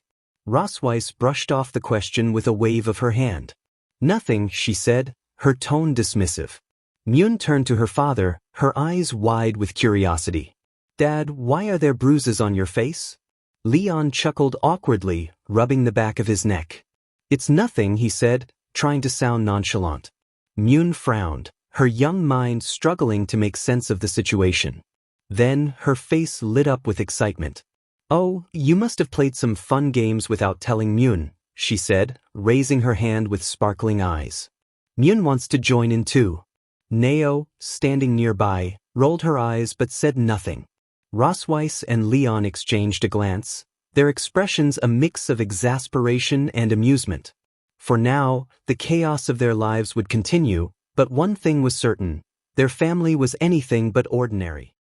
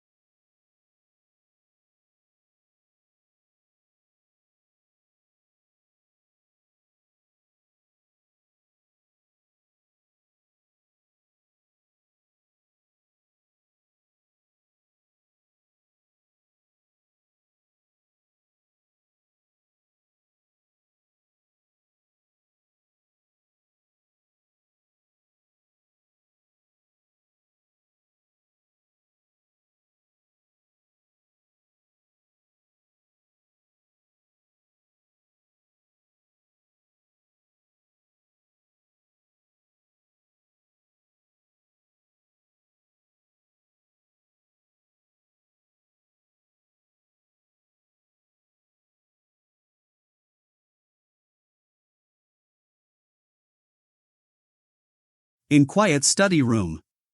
Noah, the sharp and curious young girl, lay fast asleep on a cushioned bench, her books scattered around her like a fortress of knowledge. Her father, Leon, sat at the desk, his quill scratching furiously across parchment as he organized lesson plans by the flickering light of a candle. The room was silent, save for the occasional rustle of paper and the steady rhythm of Noah's breathing. The door creaked open, and Rosweiss, the Dragon Queen, stepped inside. Her presence was as commanding as ever, her icy blue eyes scanning the room before landing on Leon. Still awake? She asked, her voice a mix of amusement and curiosity. Noah's asleep, yet here you are, burning the midnight oil. Don't humans need rest? Leon glanced up, his tired eyes meeting hers. Noah's not like other kids.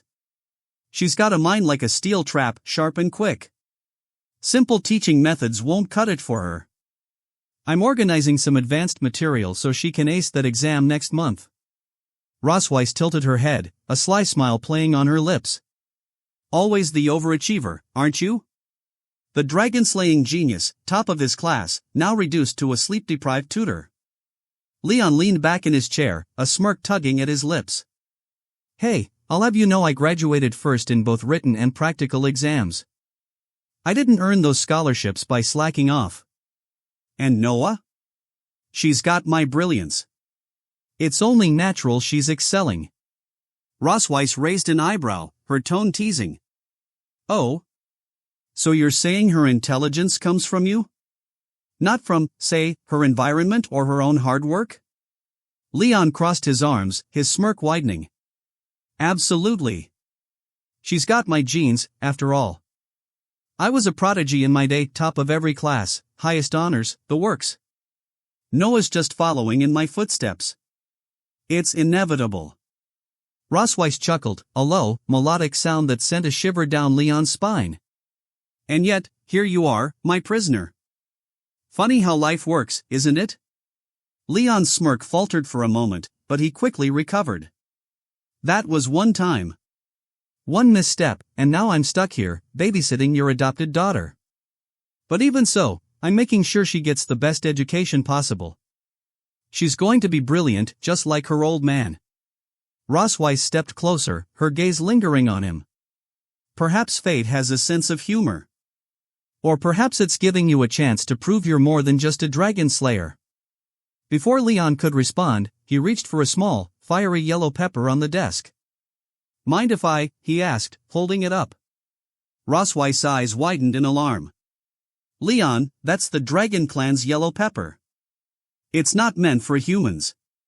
It's... But Leon had already popped it into his mouth. For a moment, there was silence. Then his face turned red, his eyes watering as he gasped for air. Spicy. Water. Water, he choked out, fanning his mouth. Rosweiss sighed, stepping closer. You humans are so reckless. She placed her icy hands on his cheeks, the coolness instantly soothing the burn. Better? Leon's breath slowed, his eyes locking onto hers. Her touch was gentle, her fingertips like a balm against his skin. It wasn't the sharp cold of ice but a soft, comforting coolness that seemed to seep into his very soul. Thank you, he stammered, his voice barely above a whisper. For a moment, they stood there, the air between them charged with an unspoken tension. Rosweiss' hands lingered on his face, her gaze searching his. Leon's heart raced, not from the spice this time, but from the proximity of the woman who had once been his enemy and now felt like something else entirely.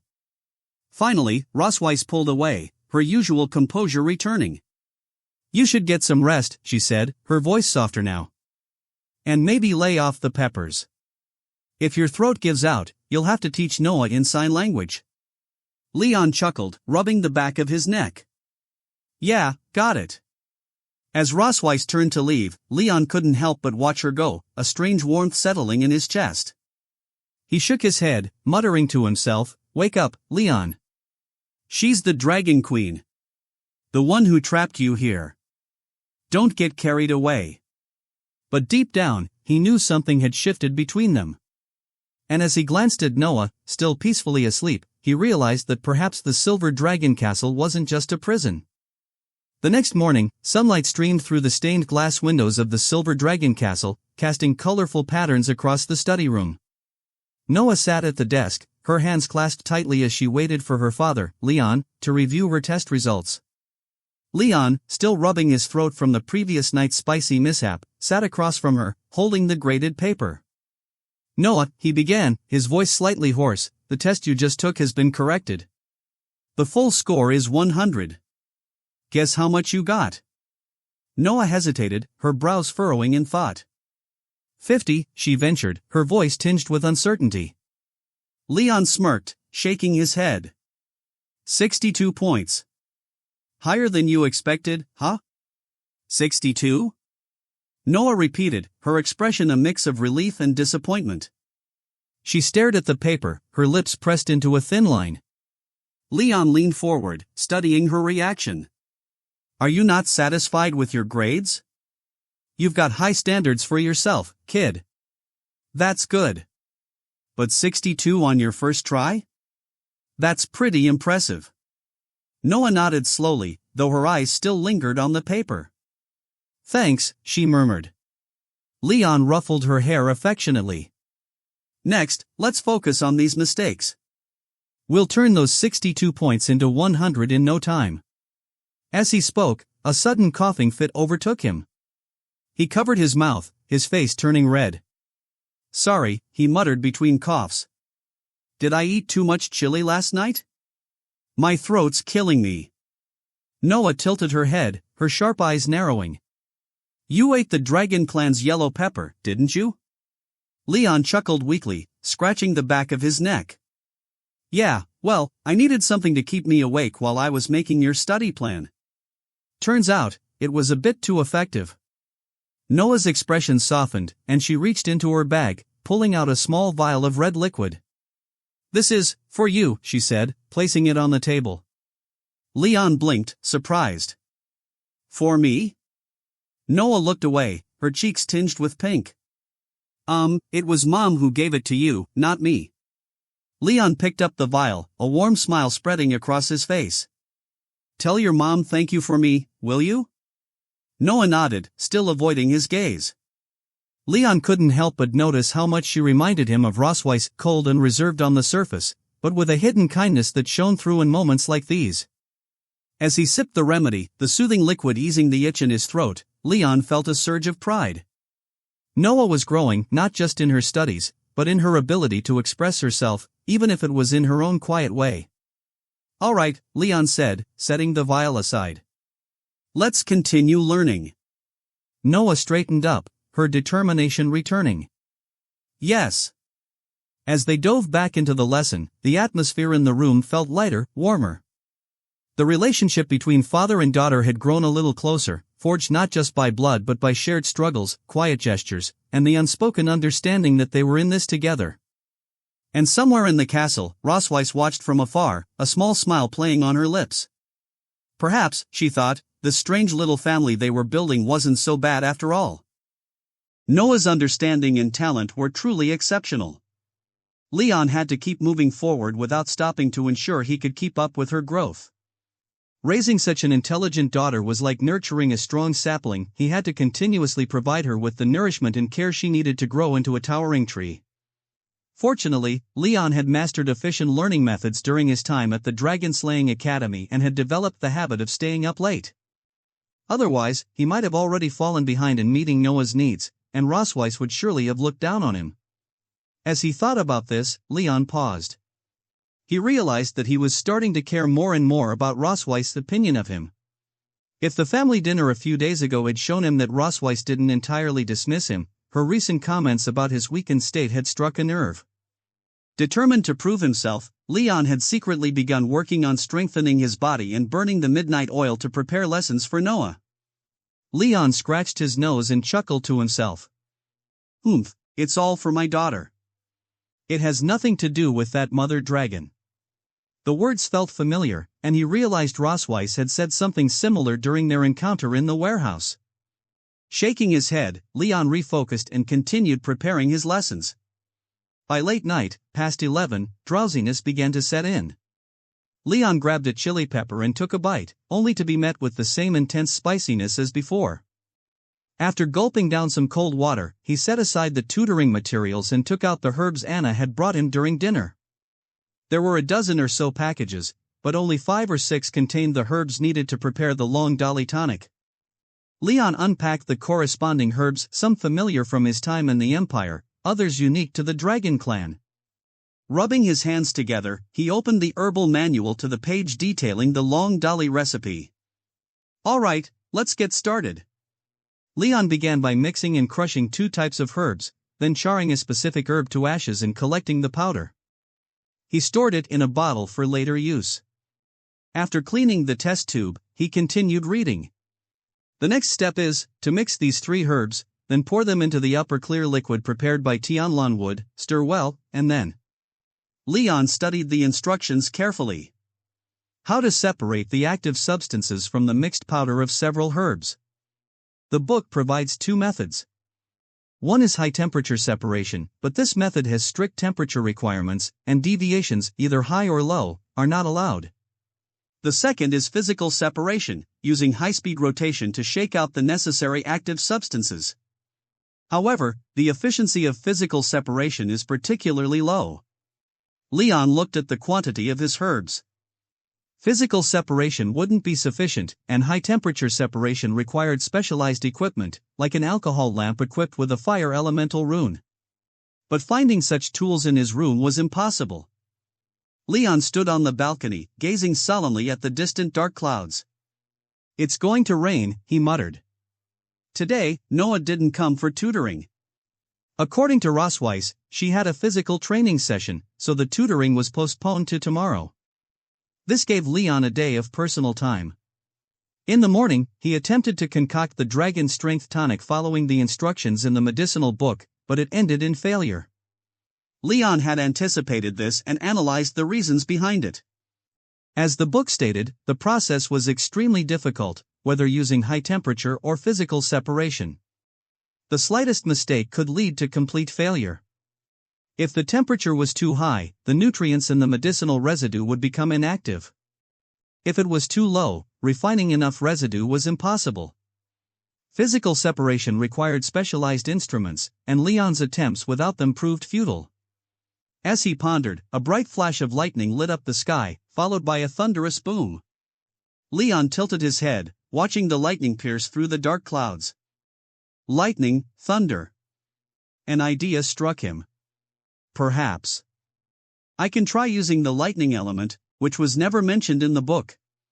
If high temperature and rotation couldn't separate the medicinal residue, Leon thought of trying a different approach with the lightning element.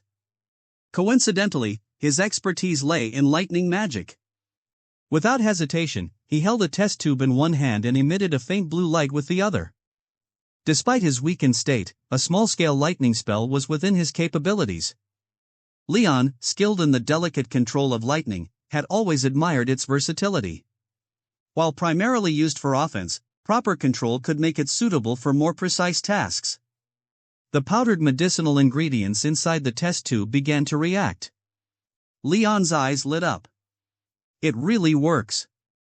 He wanted to increase the infusion of magical energy but realized his frail body could only sustain this level for now. The magic, which was once powerful enough to torment enemies, now felt like a mere tickle. Leon sighed quietly, accepting that he could only proceed slowly. After about 40 minutes, the powdered medicinal ingredients in the test tube were distinctly separated into 2 layers.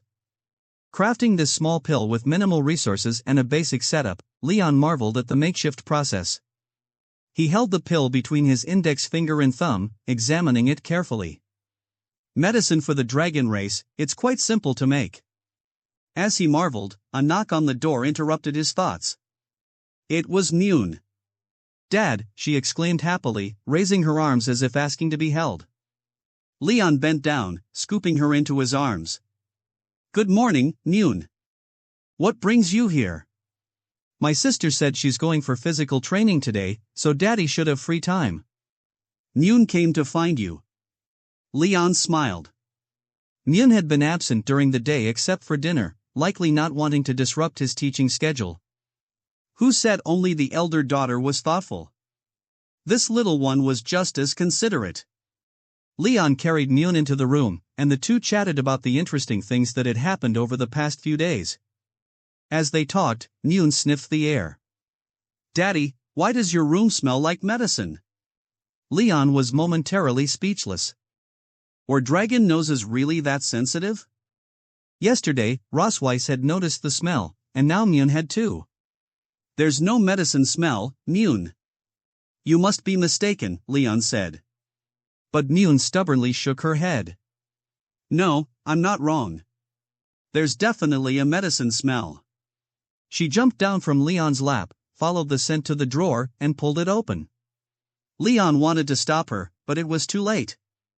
Myun took out the dragon strength tonic Leon had just crafted, tilted her head, and asked, "Daddy, what's this?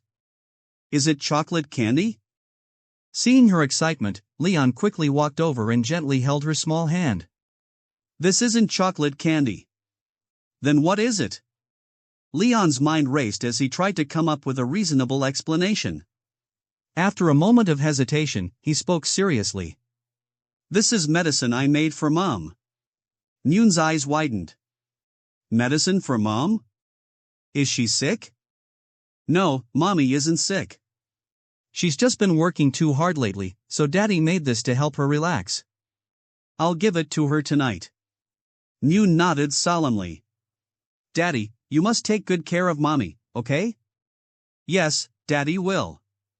The two chatted a bit more before Myun skipped away, mentioning that she didn't want to disturb Leon while he was busy with Noah's studies. Leon's heart warmed. This little dragon daughter really knew how to tug at his heartstrings. The rain intensified steadily.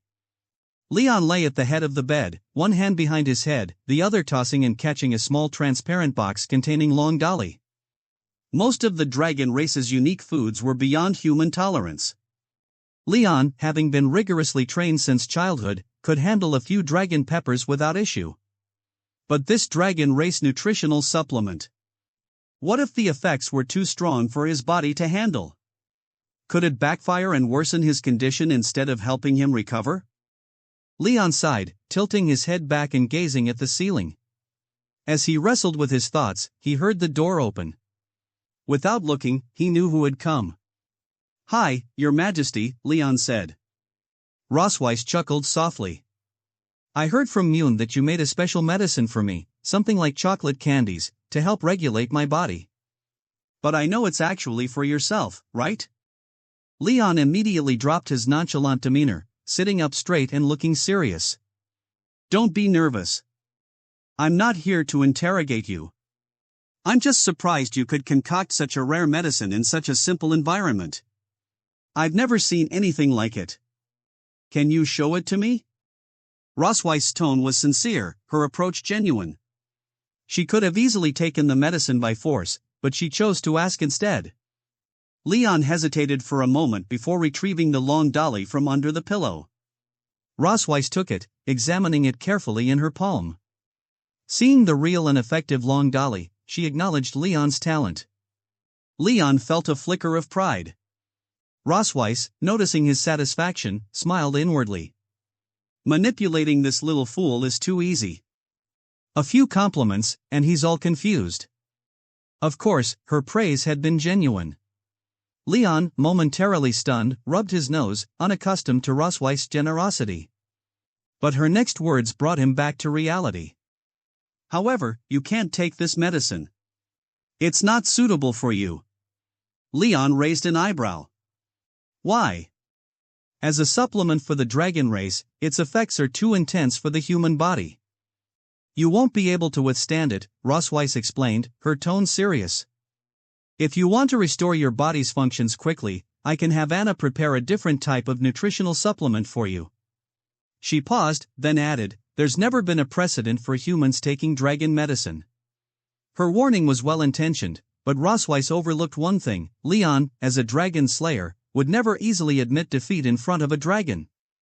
"I'm not trying to harm you, Leon. You can keep this medicine, but your human body won't be able to endure it." "Rosweiss," Leon interrupted. "You promised me you wouldn't let me die, right?" Leon said. Actually, I was still hesitating about taking this medicine. But after hearing what you said, I've made up my mind. What about the power of the dragon? I've defeated countless dragon kings. A small pill is nothing I can't handle. Ross Weiss, don't underestimate me. Courage is the anthem of humanity. He seemed to care deeply about Ross Weiss' opinion of him. Leon, you. Click. He placed the pill in his mouth, bit down, and swallowed. The pill slid down his throat into his stomach. For 2 seconds, there was silence. Then, Leon felt a burning sensation in his stomach. Plop. He clutched his stomach, half kneeling as the burning sensation spread throughout his body.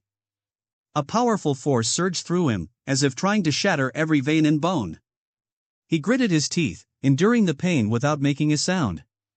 Ross Weiss hurried to his side, crouching down and placing her hand on his shoulder. Gentle magical energy flowed from her palm into Leon's body, attempting to help him break down the potent effects of the pill.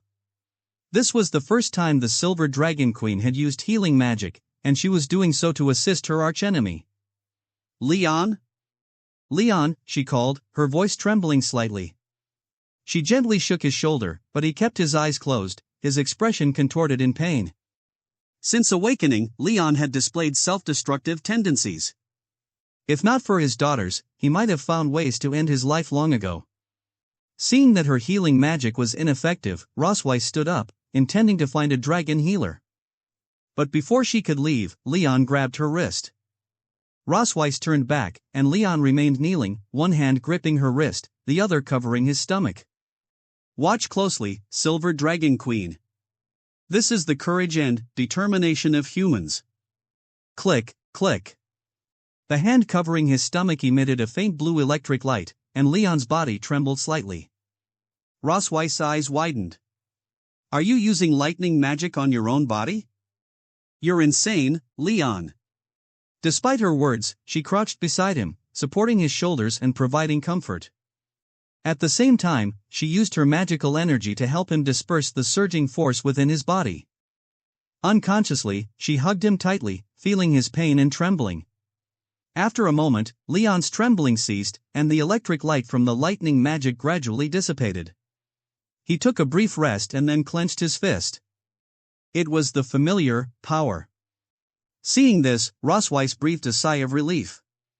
However, she didn't offer congratulations or express joy for Leon. Instead, she wiped the sweat from her forehead and suddenly realized their embrace might have seemed intimate. Hastily, she stood up and took a couple of steps back. Seeing that Leon was fine, Ross Weiss turned to leave. But as soon as she did, she felt someone grab her tail. With a dark expression, she turned back, gritting her teeth. Let go, you jerk. Leon, with a dizzy smile and a vacant gaze, looked up at her. His face was slightly flushed, as if he had consumed too much alcohol. It was as if he had fallen under some illusionary magic. In Leon's eyes at that moment, Ross Weiss was no longer the noble and aloof Silver Dragon Queen. She sat beside him with a sweet and gentle smile, like a long-married couple. And then, his next words were even more explosive. Where are you going? My wife?